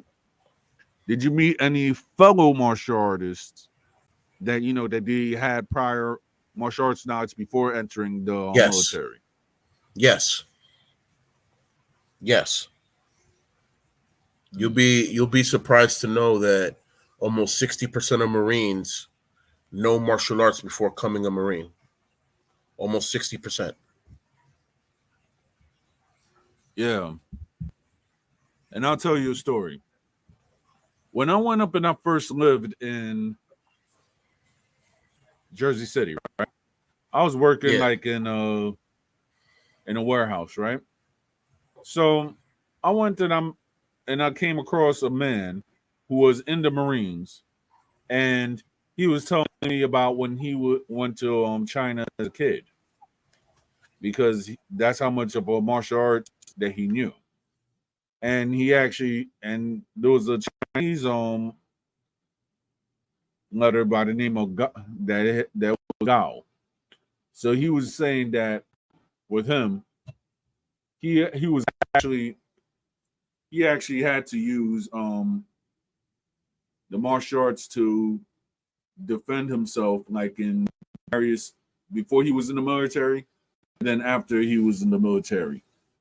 So he was saying that that he had an artifact, which was like a special weapon that he had, and then it was like a big old thing because of a certain thing of a certain event that he had to defend himself with it. Yeah. And I guess when it was like through the hoopla and everything, there was like that not only they had that the government of China actually went and took back the weapon, they actually made that man a citizen of that nation. I was like, what? I never heard Oh, this wow. ever in my life. I was like, dang. It's very rare that the People Republic of China will make anybody else a citizen just because of an artifact. I was like, wow, that weapon must have been like very ancient if they had it in your hands, and the Chinese government took it off, and they made the person that had the weapon a citizen in their own country. I was like, wow. That's pretty extensive. That's very honorable. You know what I'm saying? He he he rocked them to an extent where they had to, accept them. Yep.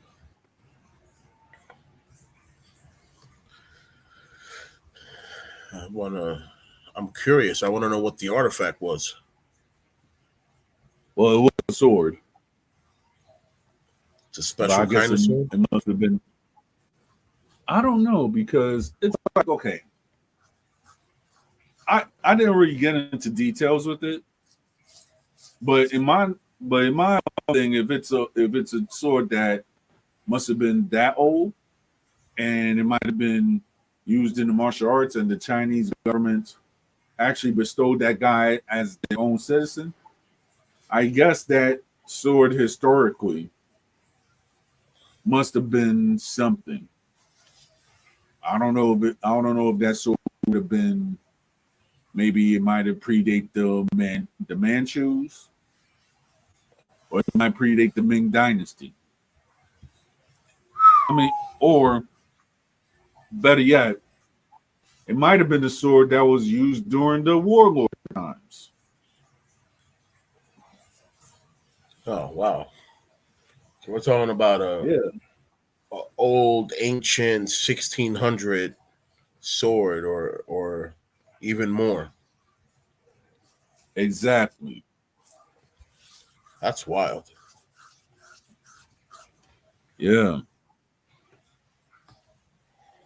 it's like very few swords. When you actually talk about China, most of those swords are either in the Smithsonian or they're in the Chinese museum. Very highly protected.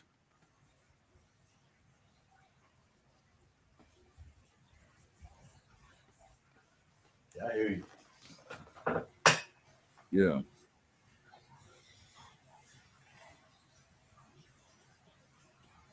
Hmm.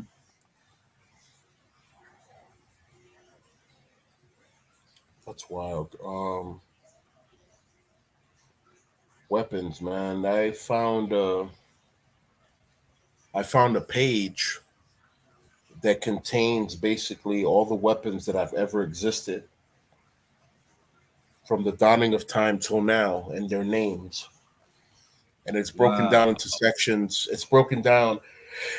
It's very it's a big poster, but the sections are written in very small letters. So I'm gonna have to find a way to break it down into sections and blow them up. I mean, It yeah, it because breaks down everything. It breaks down everything from knives to swords to the sticks to weapons with ropes, weapons with chains, firing weapons, all types of firearms. It's it's extensive. It's extensive. It's a beautiful thing.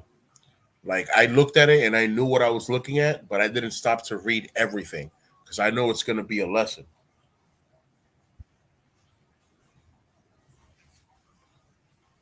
yeah, a lecture, if you will. like, hmm and then when I was talking to this martial arts expert, he actually told me he was like, "You actually think that there's actually 18 Chinese weapons, just like the flick?" I was like, "They're not." He's like, "No, they're 21." I was like, "Wow, I didn't know that." When you said 21, I guess weapons in kung fu, I was like, "Wow." That is wild. Yeah, because at the time I actually thought that I knew all the Chinese weapons until you actually broke it down. He's like, "Yo, there's 21 Chinese kung fu weapons." I was like, "Wow." I didn't even know that at all. At all, at all. I'm looking for this picture. I think I had it on my phone.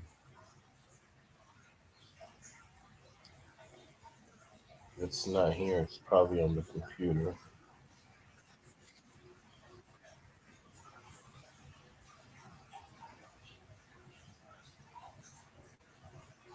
I don't see it here.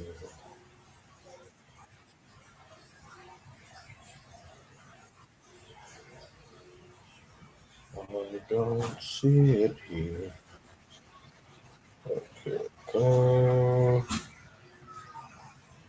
The hand attacks, uh, belts, blocks, punches, kicks. Ah, found it. Weapons. Now, how to share this? Yeah. How to share this? Um, I know what I'm gonna do. I'm gonna send it to you. All right. Yeah, I'm gonna send it to you via WhatsApp, and then that way you can upload it directly. Because I don't have that. All right. I don't have the studio tools that you have on your side. All right. Yeah, there it is. It's sent. All right. Let me check. Hmm.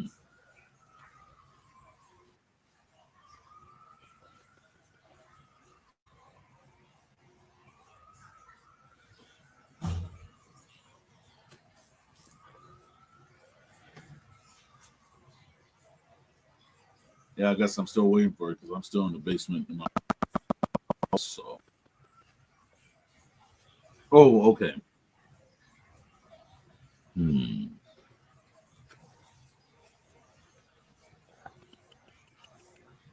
That's what I'm gonna do. Hmm. Let's see. It's huge. Like it's a huge poster. Everything's small. There's a lot of stuff on it. Yeah. Basically, every and any weapon, any instrument that has ever been seen is on that poster. More than 21. Way more.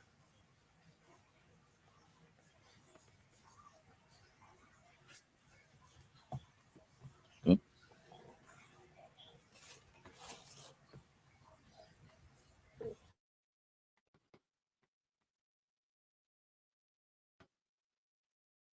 Yeah. Hmm.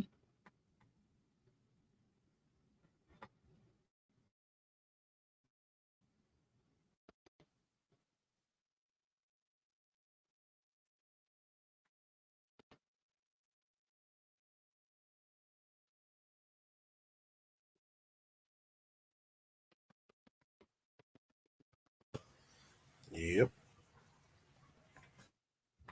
Yeah. I'm trying to actually do the Bluetooth to my cell phone right now.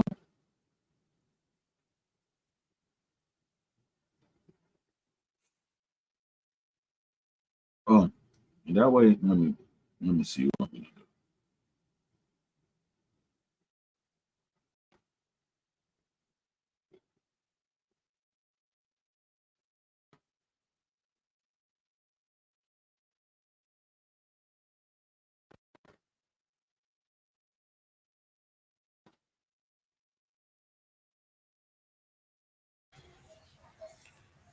Yeah, I got the bros hitting me up on WhatsApp. Did you get the picture? Yeah, I got the picture. Yeah, bro. That picture has every every literally every other style of weapon that has ever existed.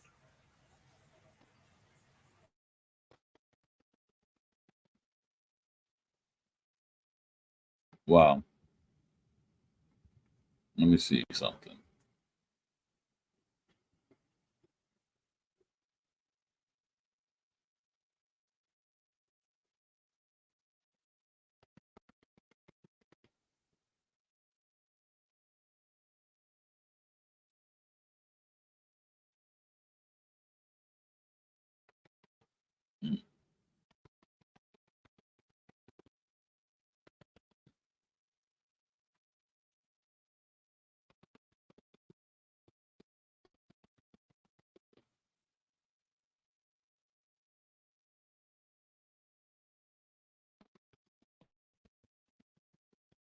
right. So what I did though, I sent the image, so I'm opening in my email.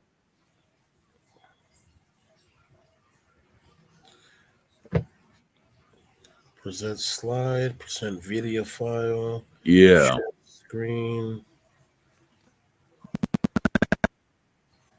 So I'd have to put it on a slide, right?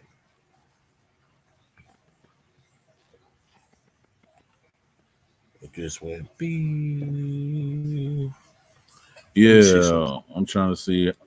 Okay. I got you right now, bro. I'm going to my Google Slides, and I have WhatsApp open as a tab on my laptop. So I'm gonna take the picture that I just sent you, literally, Oh wow. and Mm-hmm. pass it over there. Download.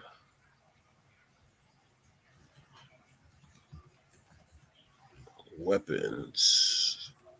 One and all. Okay, that's downloaded. I'm gonna go back to my Google Slides. Yeah. Yeah, I'm getting into my Google Sites right now.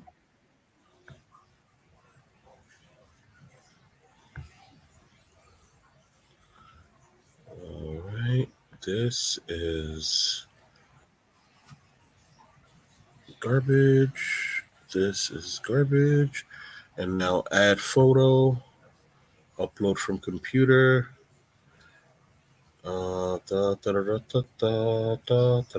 Mm-hmm.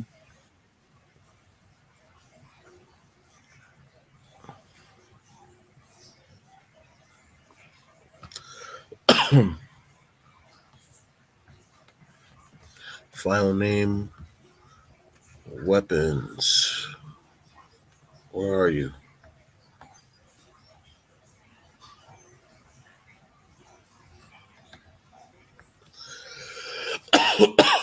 Excuse me. Yeah. Custom files. Oh, no wonder I wasn't going to find it. I wasn't going to find it anytime soon. Custom files.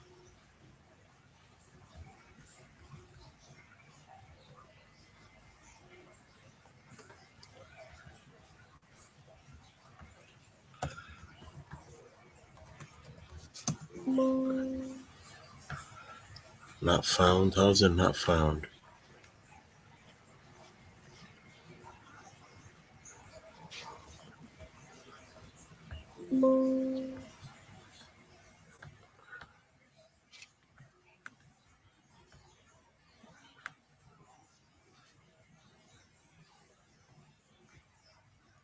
All right, good. Got it. Yeah.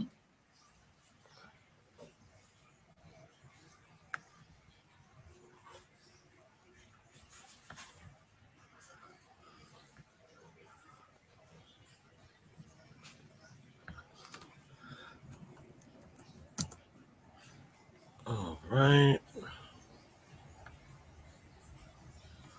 Back to the studio. Slides. Google Slides. Yep. Continue.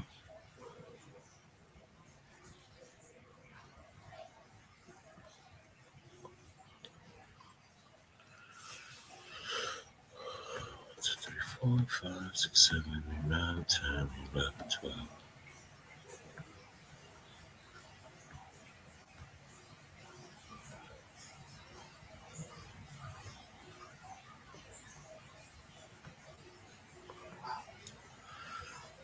Continue. And why hasn't it continued to where I need it to go?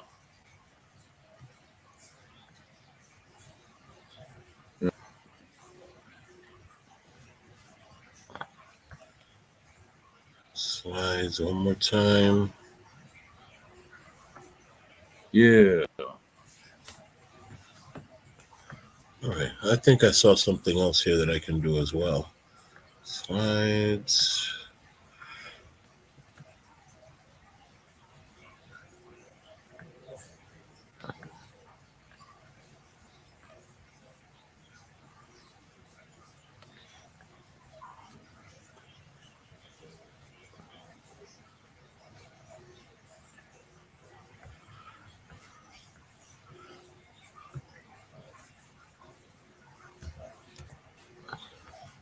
Let's see. Um, present. All right. Share screen.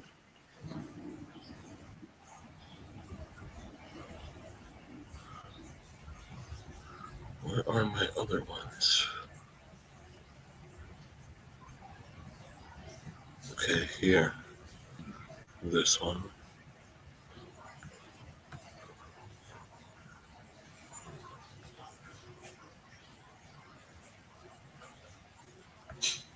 Okay.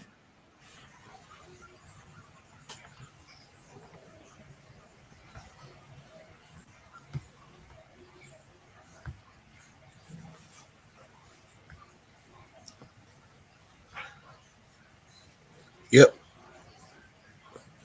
that's it. Yep.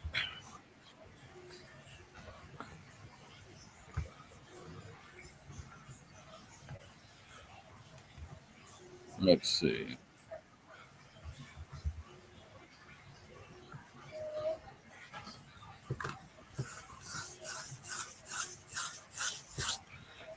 That's definitely it, bro. There's so many weapons on that thing.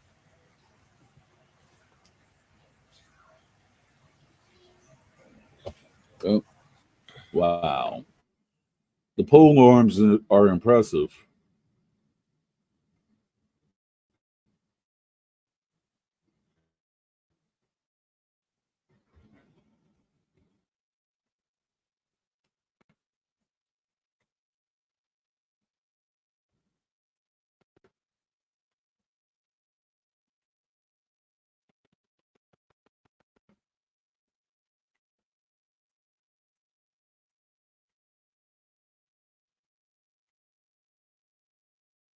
This one right here, Pete. This one right here is like from the origins of the martial art. It was, from what I believe, that the one that I'm actually pointing to. Um, it looked like it was from the origins of Kalari Payat.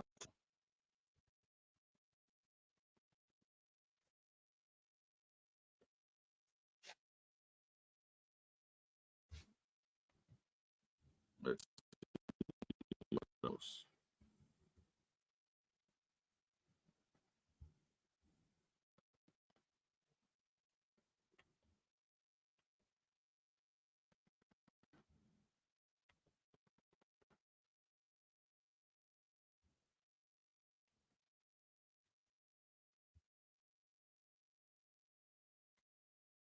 Yeah,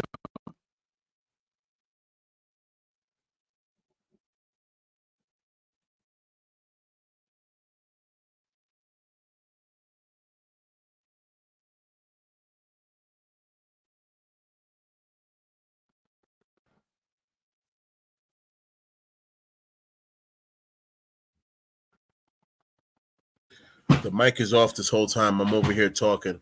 I said, yeah, that's an example of a liquid sword. That's the double tongue bladed sword, gotcha. and its metal is flexible to where it Yeah. moves like a whip. You know, Yes. that sword is so dangerous that practicing with the sword itself, if not practiced correctly, you will cut yourself a lot.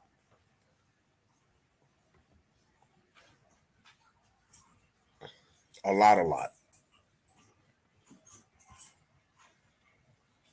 Yeah.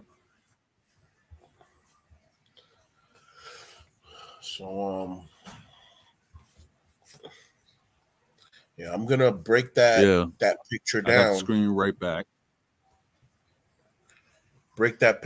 to be able to zoom in certain areas.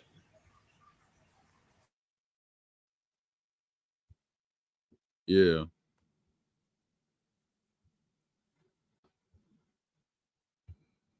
Let's see.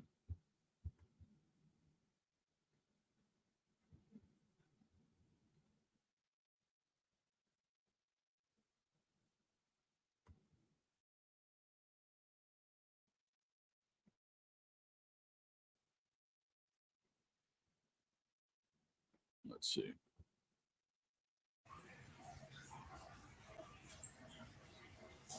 Now, right here.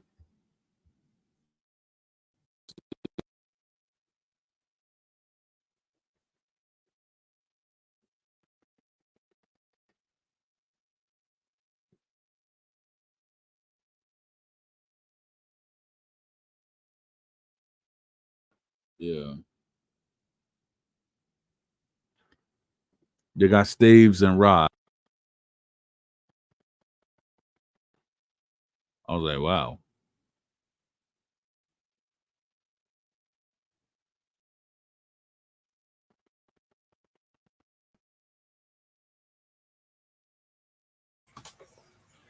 Yeah, bro, it has everything there. They even got the machetes that we use to cut grass, chapas.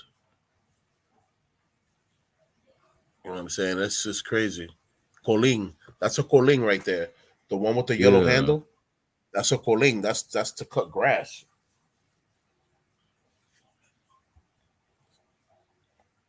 Yep. That's what my mom always used to tell me about the Polings and the Langmings. I was like, what's the difference? She was like, one's bigger than the other. I was like, wow.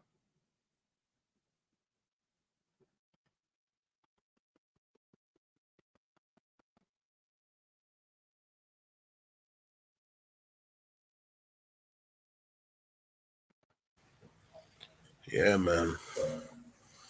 Everything's there.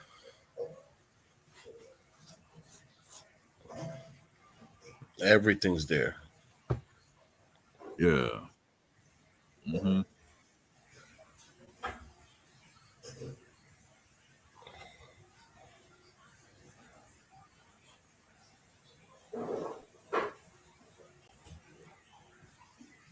Wow.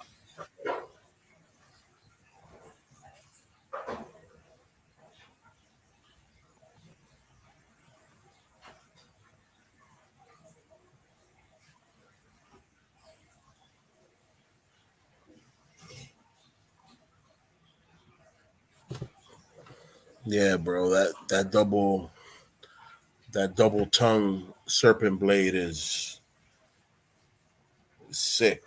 It hits everything and everyone. Yeah. Mm-hmm.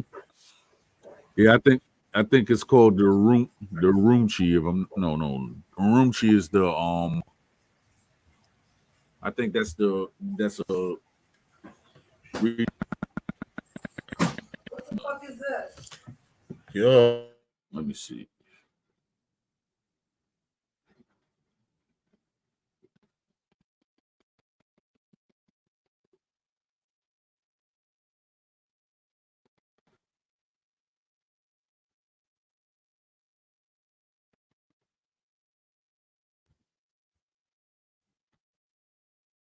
Yeah, that sword right there is all called a Rumi.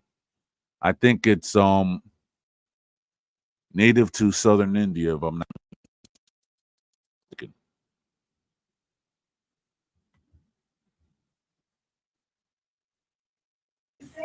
Yeah, that sounds about right.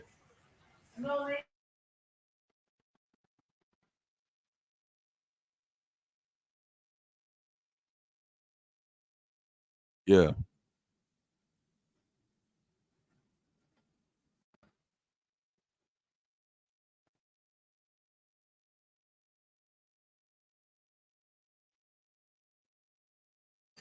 Yeah, I'm here, bro. I just have the mic on mute. I understand.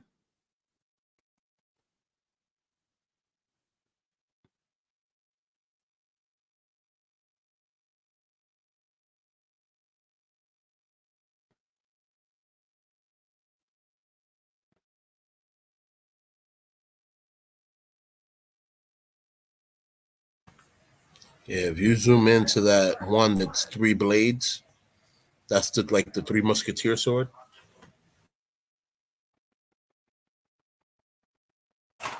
Yeah. Wow. And then I think is exactly an actual famous Middle Eastern sword? Oh, what do you know?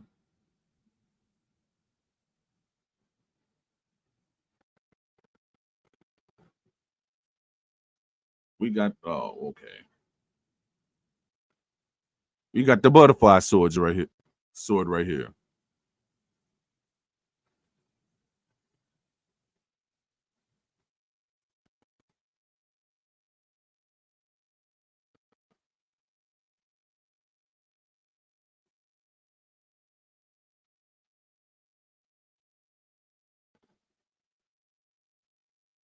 Yeah, the Kali, one of the is very famous in Kali as well.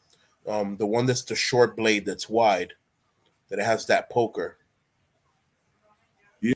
And that handguard and poker, yeah, that's used a Yeah. lot. And then the one on top of it is called the bolo. Mm-hmm. The other one over here on the corner Yeah. too. These top two, the top four on the top, right on the corner. These top four, the ones that are next to the chapeador, right? These are called hunter blades, Yeah. but they're also known as bolos. Like they have an awkward grip, and the blade is heavy. Yep. You take a swing, and it's taking pieces because that's what it does. Yeah. And the bolo, and I think the bolo, if you actually look at it, I think that was one of the Stark machetes that they used in that movie called Raid, on the first Raid and Raid Redemption. They were using regular machetes in Raid. They were using regular machetes, like they were not Yeah. playing. But I'm saying yeah. Mm-hmm. But Raid Redemption, they used a whole bunch of small weapons. I was like, those Karambit blades, they were no joke. Hey, caramba.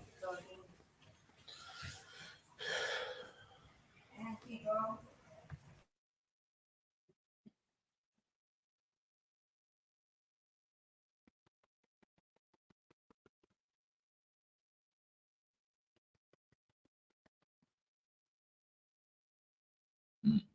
Yeah, your mic is going in and out, bro. Yeah, I know. I mean, I have to, I guess.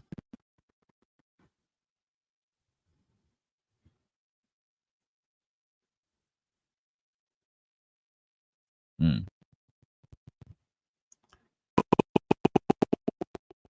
When I was talking about the directors and everything like that, I was thinking that if we find like the right director, Dominican martial arts film a reality. What's your thoughts about that?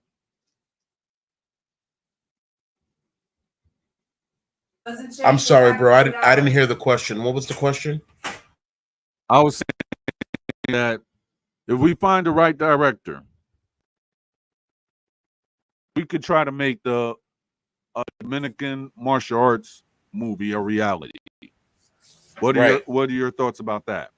I would love that, man. It's long overdue. We spoke about this maybe 2 months ago. Exactly.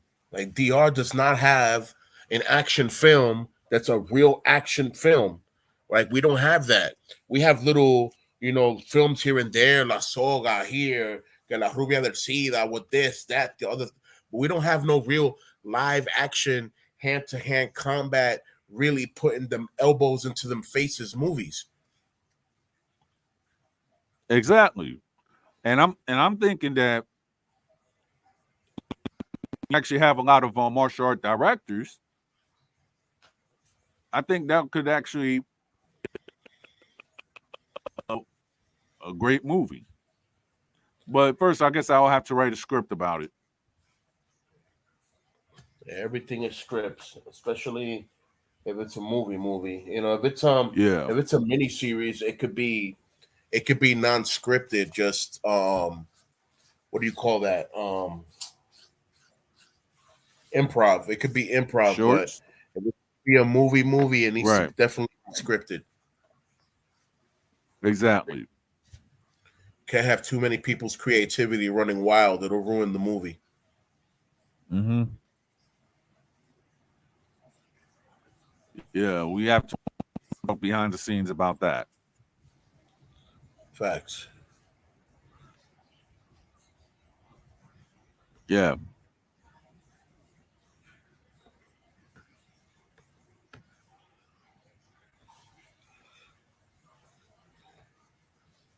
I want to know why this gave me an error last time.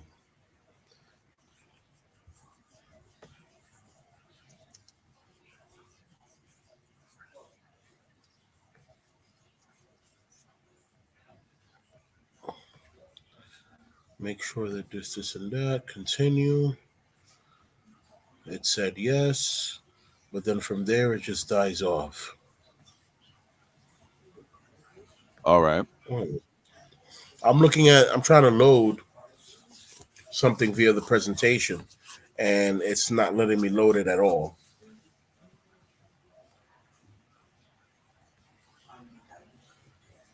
Right.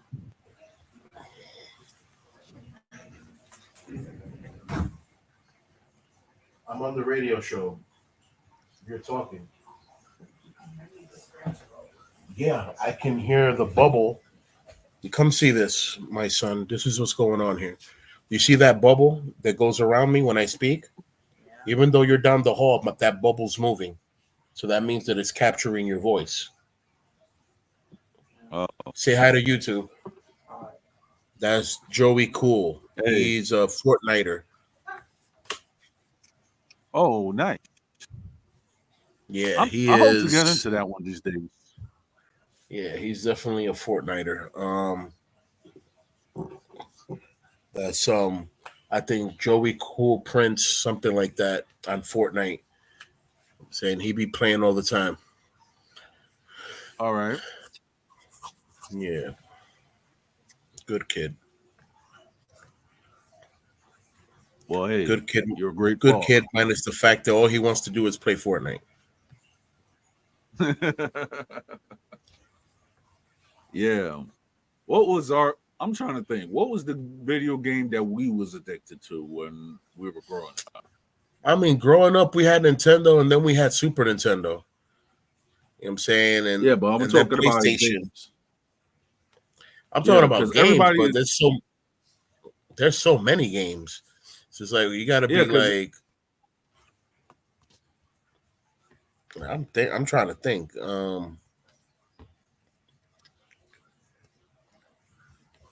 I'm trying to think. There's a lot of games, you know, that people were hooked to. I remember a lot of people were hooked on the Dragon Ball game. A lot of people were hooked on Street Fighter. yeah, I remember. Yeah, Street Fighter. It was between me. It was between Street Fighter and Mortal Kombat. I remember San Pedro was very big on that Street Fighter and Mortal Kombat, and Ooh, shoot. there was 3 places where you could go to play video games. Well, I mean, there was a few, but there were 3 places that were close to the inner city, and that was the Alpha and Omega Video Club that was right in front of the Yep. cemetery. Mm-hmm. There was the Club de Nintendo that was right there next to El Parque Duarte on the Independencia. Right. And then there was another one, que era El Club de Fello, that used to be right there next to the other parque, close to the Calle 20. Yeah. Mm-hmm. Then there were other ones, of course, in other places, but those were the 3 that I knew the most. And then the one that opened close to the Hospital George, cerca de Miramar. I Right. remember that used to be on the bus route going to the Malecón. So I would stop there just to play for an hour and get back on the bus and go to the Malecón, go hang out in the Malecón. What else? I mean, there used to be a Nintendo club in Barrio Lindo. There used to be one in there used to be 2 in Restauración. One next to the Play, Yeah. and then there was another one next to El Comedor. But this is This is a long time ago. I don't even know if these people are still around. COVID done hit and all this other stuff. It's crazy. Yeah, I mean, I could find out because I always find out. But on some sad news, you heard about Lapi's grandmother, right? Yeah, may she rest in peace. Yeah, may she rest in peace.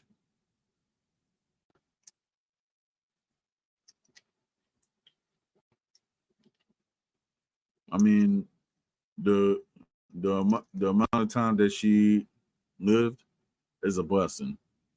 Now, a lot of people could actually say that they've seen 102 years. She saw a whole century.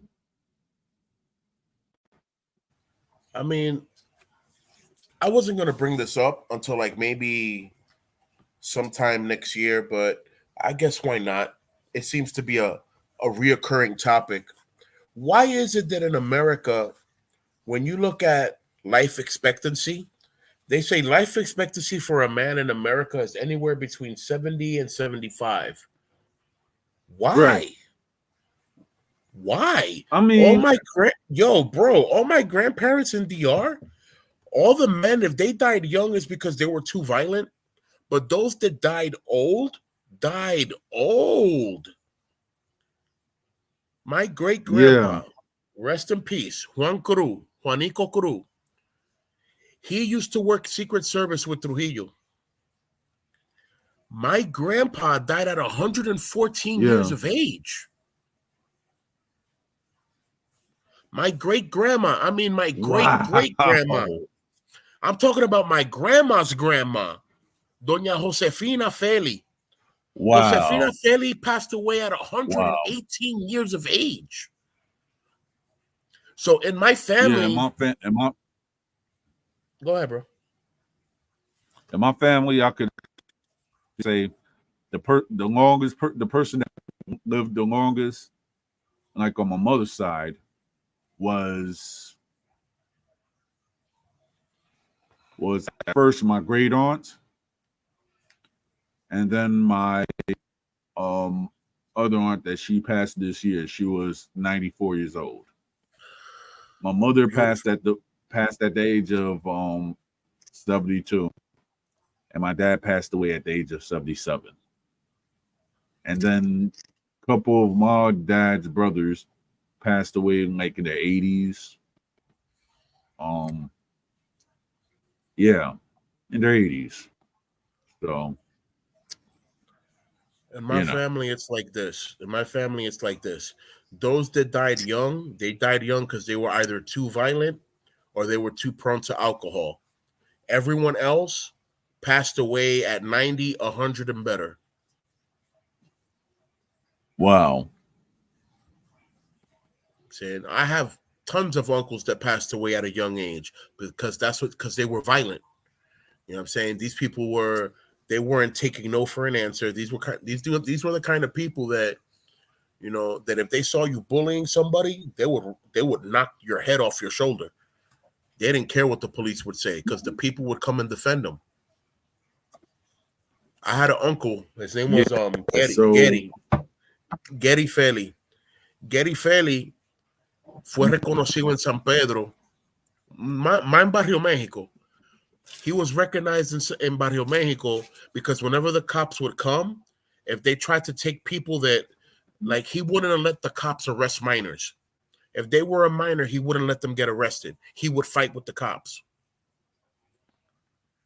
And he got arrested plenty of times for it, but the judge always let him go because the judge was saying that he was looking out for the rights of the people, that cops shouldn't be arresting minors when minors are playing at a park. Like that's what minors do. yeah. So if he saw bullying or whatever, like he would go crazy. So it came to the point where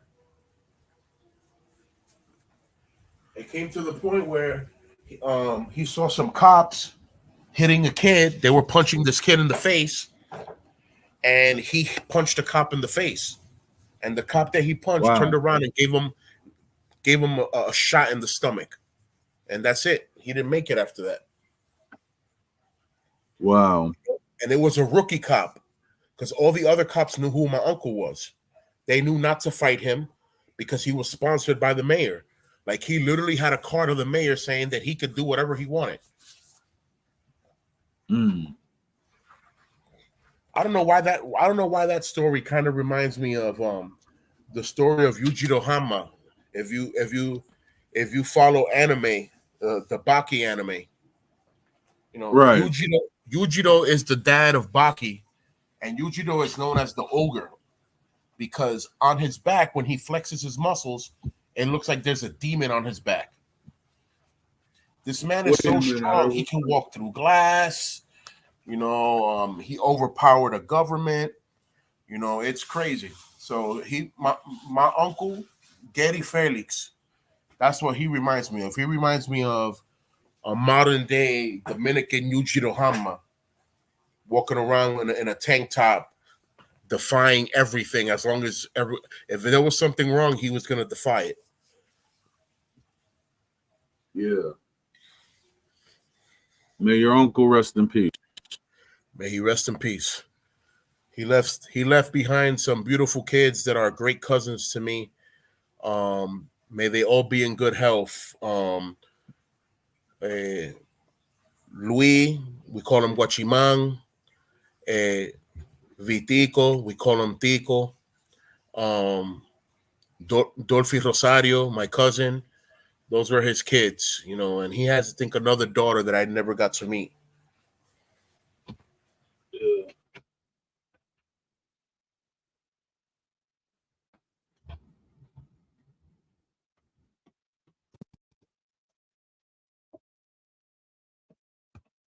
Wow.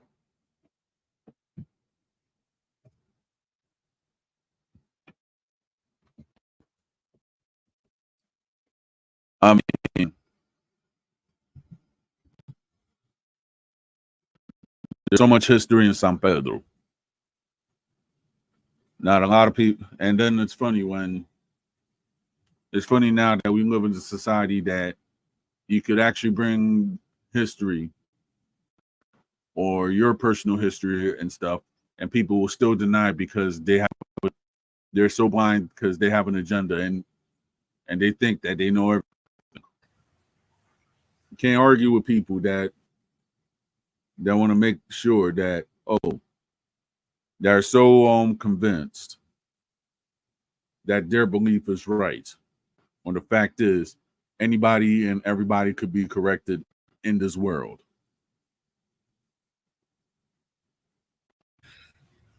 Yeah, man. I always say it. It takes a village. It takes a village to raise a child. It takes a community in unity to raise a proper community. To have community standards doesn't mean that you're the only person in the community does well. No, community standards means that everybody in the community stands for those standards. You know what I'm saying? And everybody is living a better life. San Pedro Exactly. is one of those places, bro, that even though I'm gonna talk about before my time, because when I came into political power, I really ran hard. I really ran down hard on crime in San Pedro. But before my time, there Wow. were so many machete gangs in San Pedro that it was crazy, man. And people were scared to walk through certain areas because of those machete gangs. Lo Panita, Los Carnibé, Los Tigres de la 20, Los Tigres de la Ruta, Los Tigres de la T, Los Tigres de Barrio Lindo. There were so many groups, bro. So many groups. Los Tigres Vieja Guardia. Tigre Vieja Guardia was a gang of 18 dudes that all had a machete on them. And they used to chill right in front of where the National Guard is, el Ejército Nacional, la Fortaleza Pedro Santana de Mexico. All right. And that's in Barrio Mexico where I lived at. In La Fortaleza, right? They had that gang there that was literally chilling in front of there all day, every day. They were like 18 deep. and people were scared to go through there. If you weren't from Barrio Mexico, you wasn't passing through there because even the cops didn't want to go through there. Wow. So when I came into political power, I wanted my first concept in mind of by the people and for the people is that I need the people to feel safe. That the people don't have to walk around alert and fearful for their life or their property that's on them. They shouldn't be having to walk in fear. And that was my first agenda. And I went hard on crime, bro. I went hard on crime. Committing crimes at the same time, but going hard on crime. Wow. You know, violence produces violence. But when you use violence for justice, sometimes it ceases fire. Sometimes. Yeah. Yeah.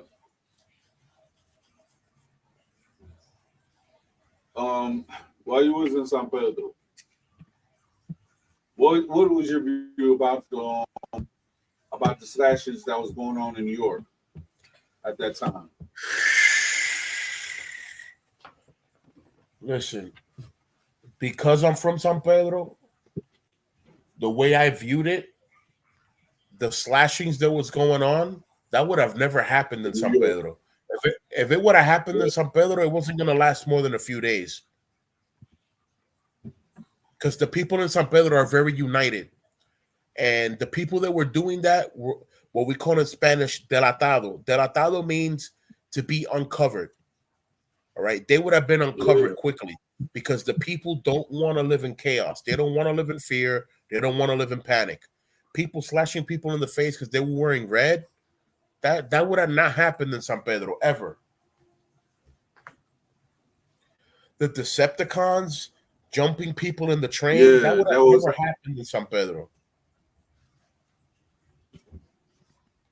That just would have never happened. Because even your common good person that's going to work carried a knife. You know what I'm saying? Your common worker had a machete. You know what I'm saying? So you're doing something bad in front of someone that's good and they have a weapon, they were going to put you in check before the cops came because the cops have no problem shooting people. Yeah. And I know that for a fact for San Pedro. The cops in San Pedro have no problem shooting you. They don't care whose son you are or who you're affiliated to. If you have affiliations, you better pull out that carnet real quick. You better pull out your ID real quick. Because when they come, they come ready to fire. You have to say who you are quickly. You'll say fulano de tal, like this, like this, like that. Because if not, they're going to start shooting first. They'll shoot first and ask questions later. Yeah. Rest in peace, Daniel Topo, Barrio Blanco. Rest in peace, Codetel. Rest in peace, Brugalito. Rest in peace, Rabia. Rest in peace, Juan Carlos el Menor. Rest in peace, Juan Carlos el Gupi. Rest in peace, all those people that died because the cops felt like they were too dangerous to walk around. What we call in DR Carta Blanca. Right? Yeah, They were that's cops, one. That is one. Yeah.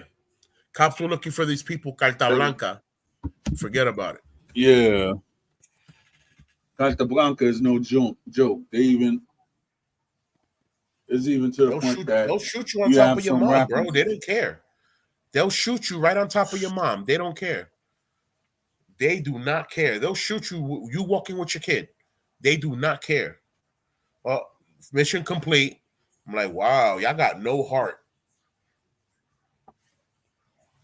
Well, yeah. That is sad.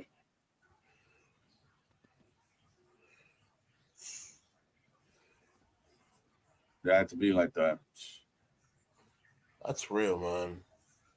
It's real sad. It's a lot of real. In the history of what we know for our ancestors, there was a lot of pain, but there was also a lot of fun. You know, San Pedro is very rich in culture when it comes to baseball, very rich in culture when it comes to sugarcane, very rich in culture when it comes to, you know, traditionalism, you know, tradiciones Yep. folklórico. Like, bro, San Pedro is Yep. just beautiful, man. And there's other cities like Yes. that in DR, but not every city in DR is as united as San Pedro is, man. They're not. They're not. You know, Santiago Nope. es la ciudad corazón. It's the city of hearts. And Santiago is not the place you want to go to if you're not from there, because they'll chop your head off your shoulder. Yeah, I've heard of that. I mean, but why is it like that up in Santiago? Why the hostility? From, Because the yeah. Santiagueros, that part of Santiago, that belonged to the Enriquillo tribe. The Enriquillo tribe of Indians were very violent, brutal, savage Indians. So they were about their tribe and that's it. So that's why they're still like that to this day. You know, you go to there's a barrio in Santiago called Cienfuego, 100 Fires. You don't want to go to that barrio if you're not from there, because you're not coming out. Just like if you go to the capital, if you're not from Guachupita, don't go to Guachupita. If you're not from La Caleta, don't go to La Caleta. You know what I'm saying? There's places that you're not supposed to go to if you're not from there, because the people from there are savage. They're guided by the way of the ancestors, and they don't want to see no strangers on their block. Period. Yeah. There's a barrio in Lomina called Vietnam. Yo, not even the cops go through there, bro. I know, because out to my homie. I don't know where he's at or anything like that. My boy David Arias. He's from Vietnam. All right. Yeah. Vietnam, bro. I had family that lived over there. And whenever we would go visit, we made sure to go at 10 o'clock in the morning. And if we were leaving, we would leave the next day at 10 o'clock in the morning. Never no movement at night, because at night you will get shot.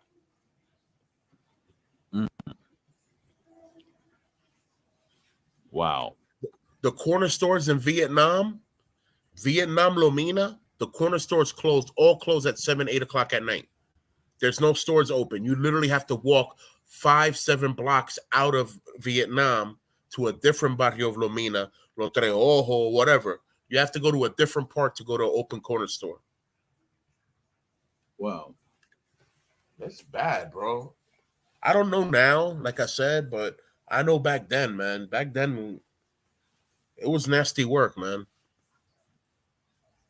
Like, one question I gotta ask. If I was stuck in the capital, right?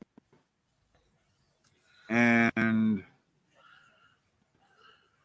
let's say that, how far would Ensanche and Sabelita will be from Lomina entero? El Ensanche Sabelita is like it's like 5 to 10 miles away from Lomina. Oh, okay. Yeah, so it's a nice walk. Stay on the main road because there's cops on the main road. Don't take no inner blocks because you will get shot. Yeah, it's really that simple, bro. I wish I was lying, bro, so it wouldn't be funny. I wish I was lying. It's very dangerous. Yeah. Very dangerous. Yeah, there's some places where you'll be safe at. Like, let's say you get stuck in the capital and you don't know where to go. Places where maybe you might be able to sleep out, like on a chair or whatever. You know, if you're in Sancho Sama, Alma Rosa, Zona Oriental, Ensanche Barrio México, Ensanche Simón Bolívar, Ciudad Nueva, very easily someone will come out and show you some love and probably give you a chair and a pillow. Here, sleep on this chair at least, you know. Don't sleep on the floor. Right. But if you're in other places of the capital, you're asked out, bro. Because they don't even want to know why you're there. They're not even going to talk to you. They might call the cops on you. Wow. It's like, who's this person? We don't know them. Oh, we don't know them? You don't know? All right, espérate. So yeah, there's a strange person over here. That might be your best bet, though. That might be your best bet. Because they'll approach you kindly. Like, hey, what you doing in this area? Oh, I'm actually lost. Oh, okay, good. Look, let's help you. And they'll help you get out the area, but and that's your best bet. Yeah. You know? That's your best bet.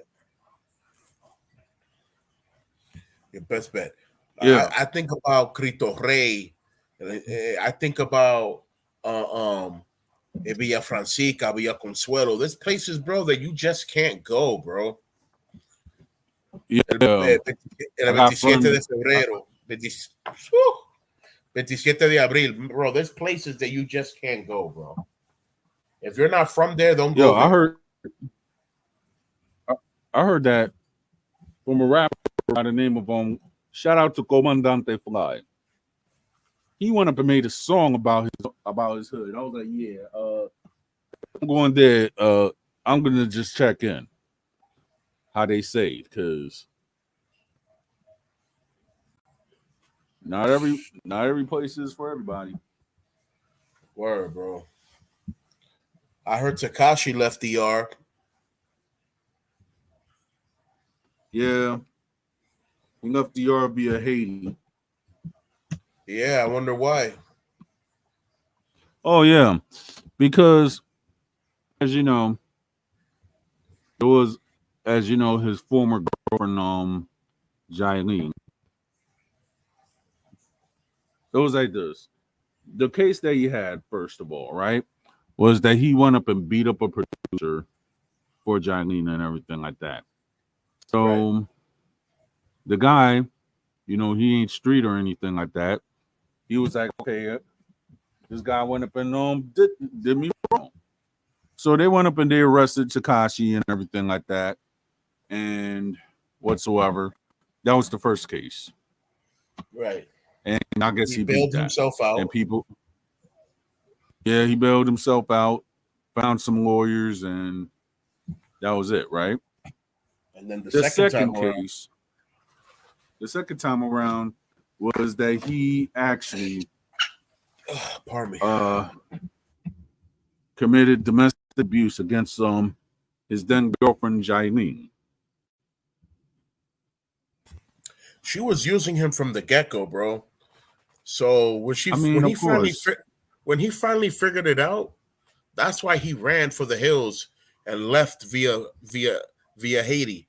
Because if he would have left in the airport via DR still, he would have got caught up in his third case. Yeah. DR is not the place to get arrested, ladies and gentlemen. I'm letting y'all know right now. DR is not the place to be getting arrested for petty stuff or for big stuff. You know what I'm saying? Because when you if you end up going to the big house in DR, it's the most uncomfortablest place you'll ever be. Not only are there people at your cell that have seniority of where they sleep at and their headquarters, but you might easily be laying your head next to a toilet because there's no other space for you to be at. So DR is not the place for you to go getting caught up and going to jail at. Exactly. If you don't have money to pay the guards, you're going to easily be the only person in that cell without a knife, and you're going to be done. DR is a very savage place when it comes to the prison system. There is no system in the prison system. The system is guarded by the National Guard. That should tell you everything. We don't have COs. El Ejército Nacional es que vela los presos. The army is the ones that take care of the prisoners. And they're not playing games.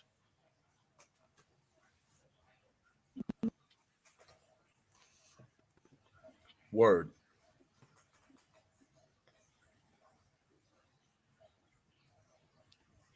But certain people will still not get it until it's too late.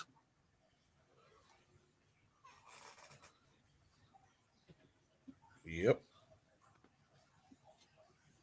That's why I'll be like, okay, if the police is right there in DR, I'm like, all right, I'm good. So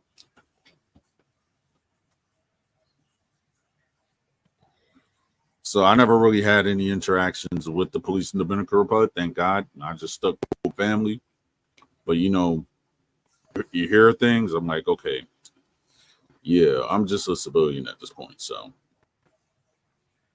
other people don't talk about their life. I'm like, all right, I'm cool. That's your life.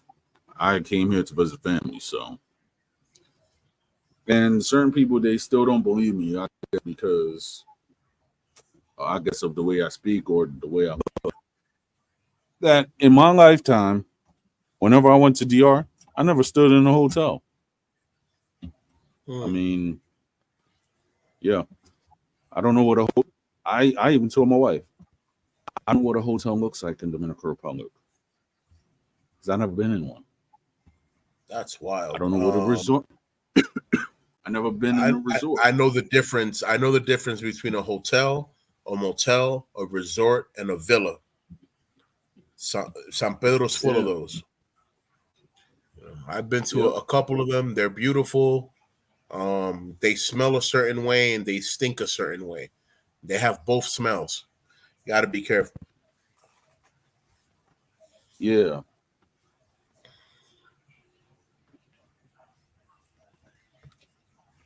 You say think, oh wow.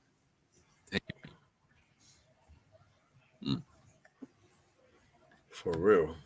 Don't want that experience. Not at all. Mm-mm. There used to be this hotel called Paisaje de Mis Amores that used to be on the same road where my family and I used to go to church at. And we would pass by this hotel every day just to go to church. And this hotel had a certain industrial cleaner smell that the industrial cleaner kind of smelled like fornication. It smelled like people were doing bad stuff. I'm like, what's going on here? What? Damn. Yeah, I'm like, yo, why does y'all use an industrial cleaner that smells like sex? What's up with that? I thought you were supposed to be masking the smell. Y'all promoting it. Yo, that's wild, man.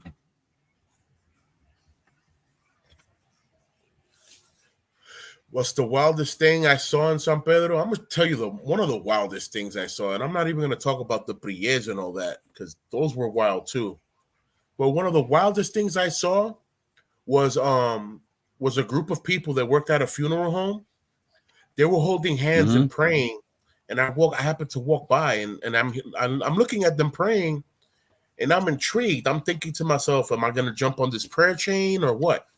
Because I'm one of those. When I see a group of people praying, I want to jump in.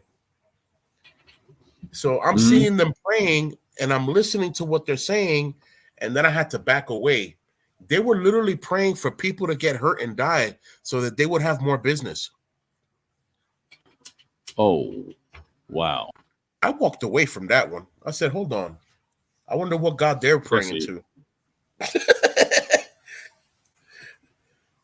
I wonder what God they're praying to. Oh, Dios mío, mátanos par de gente para nosotros tener negocio. What? What God are y'all talking to? What you mean, please, God, kill a few people so we can... God, we need a few more accidents. No, we don't. We don't need no accidents. Yo, I wonder if that place is still in business. It probably is. I don't want to say their name because it's a very famous spot. It's the same place where they it's the same place where they did the funeral service for my uncle's uncle, Tony Fernandez, and then they did it for Tony Fernandez there too. Cabeza Fernandez, who used to play for, play baseball and whatnot. Yeah. So that's part of my family bloodline. You know, when he passed away, they did his funeral service at that place too. It's very famous, very Mm. famous. It's close to the cementerio. It's close to El Colegio Juan Pablo Duarte. So those that know the area know what place I'm talking about. I just don't want to say the name. Got you. Hey, you know what? I'm feeling brave. Gracia Alta. I'm gonna say it backwards. Oh, okay.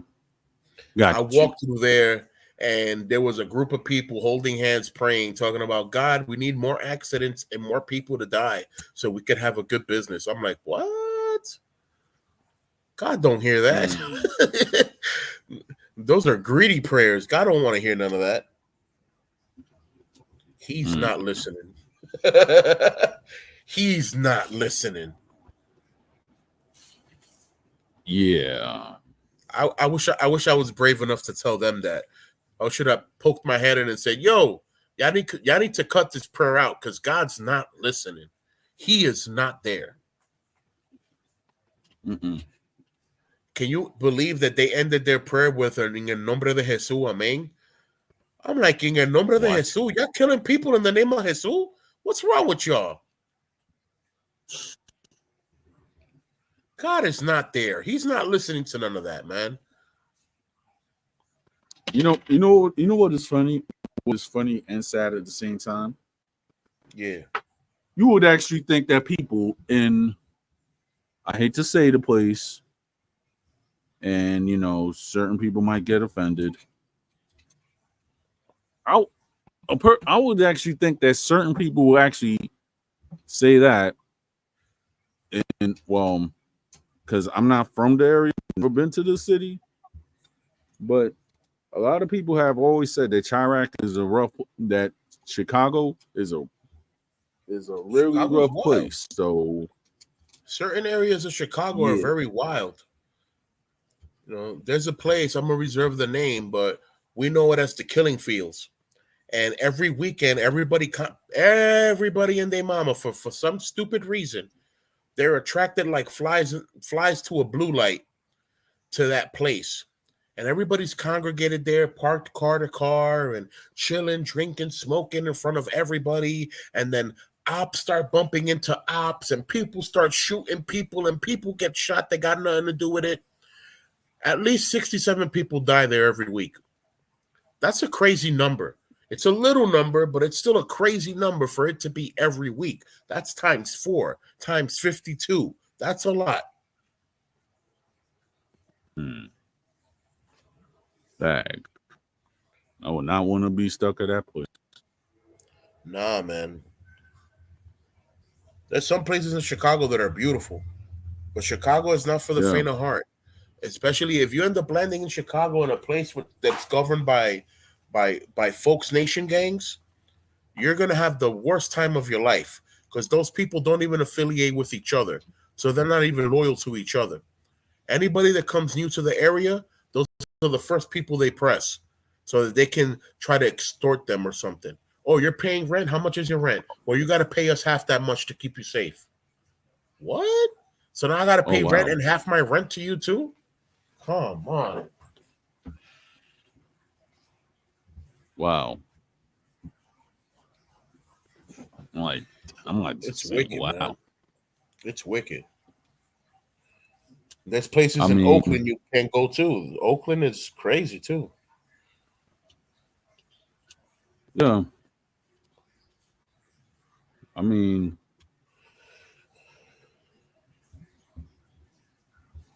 I I was thinking about going to Oakland these days, but you know, now I don't really have a need to.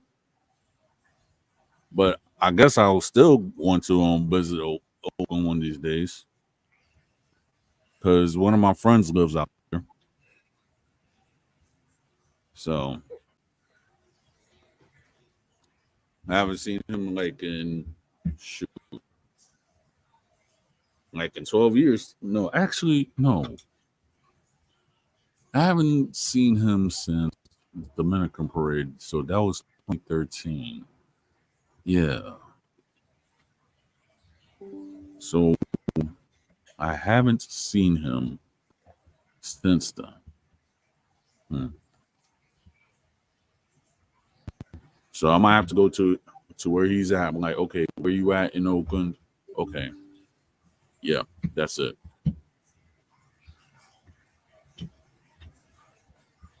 He's a good friend, very humble dude. Great MC, by the way. Okay. Yeah.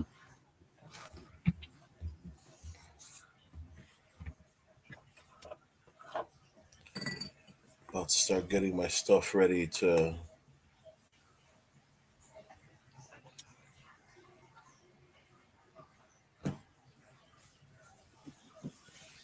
get the kids' stuff ready. Yeah, my routine normally starts at 5, All right. and sometimes 5:30, sometimes 6, depending on how the kids are, you know, falling in line. Sometimes they fall in line Right. with the program, and I don't have to get up at all. But Right. sometimes they don't fall in line, and I have to get up, and I have to make sure that people are moving and doing their thing. I mean, yeah.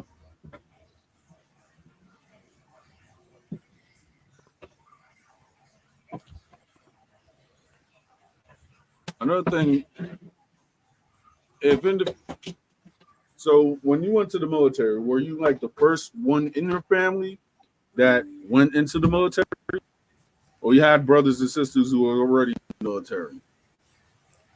I mean, I don't have any brothers and sisters that are older than me. So I was the first one from my siblings to become military. But has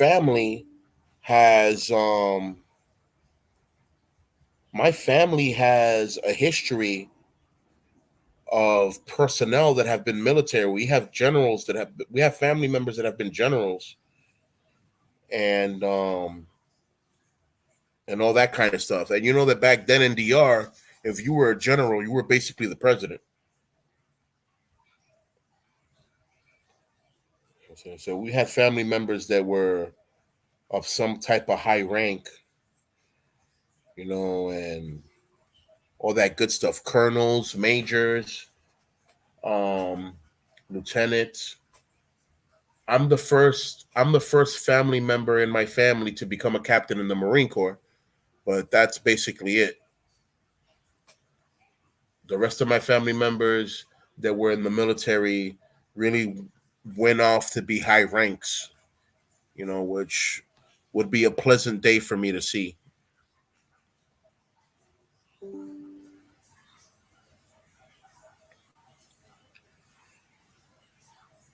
Yeah. I got my cousin from DR messaging me. She hasn't seen me in almost 20 years.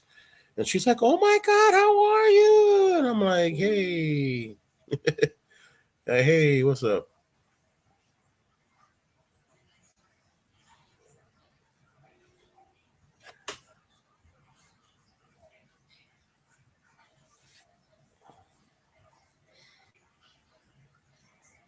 Send her a message real quick.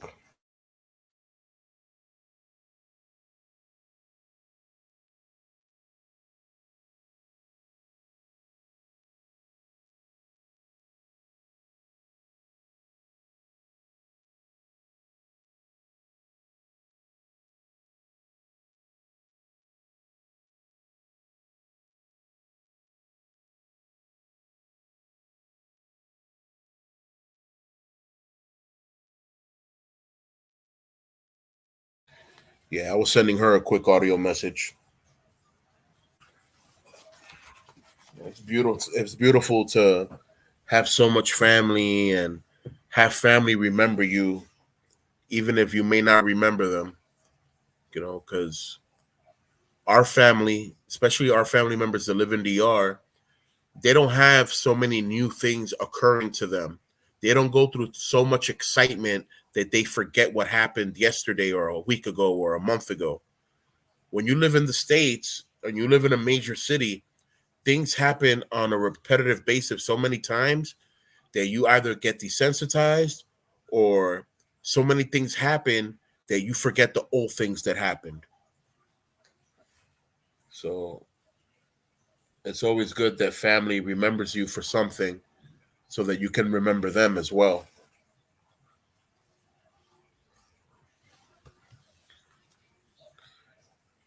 I am tired. I am hungry. I am ready.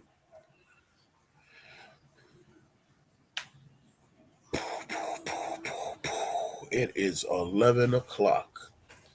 It's time to punch the clock. Like always, big shout out to the listeners, the followers, the people that share this broadcast, the people that listen to this broadcast after it's been broadcasted, the people that listen to these broadcasts in repetition, that they hear it more than once, the people that hear these broadcasts and learn something from us, and those that hear from us just because they want to hear from us. I want to bless all of you in abundance. May you be blessed. May your family be blessed. May your friends be blessed. If you have friends and family in the hospital, may they be blessed as well. We send divine healing towards them in Almighty Yeshua HaMashiach's name. And we want to send blessings and shout outs to all my Dominicanos out there in San Pedro de Macorís, República Dominicana. Shout out to all of y'all. Big bow out. Us, Senpai Dominicano, signing out.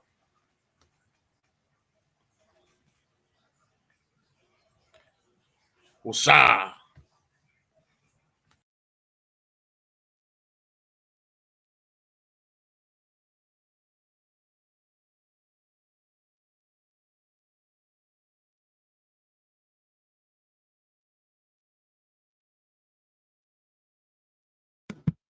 Well, that's all, folks.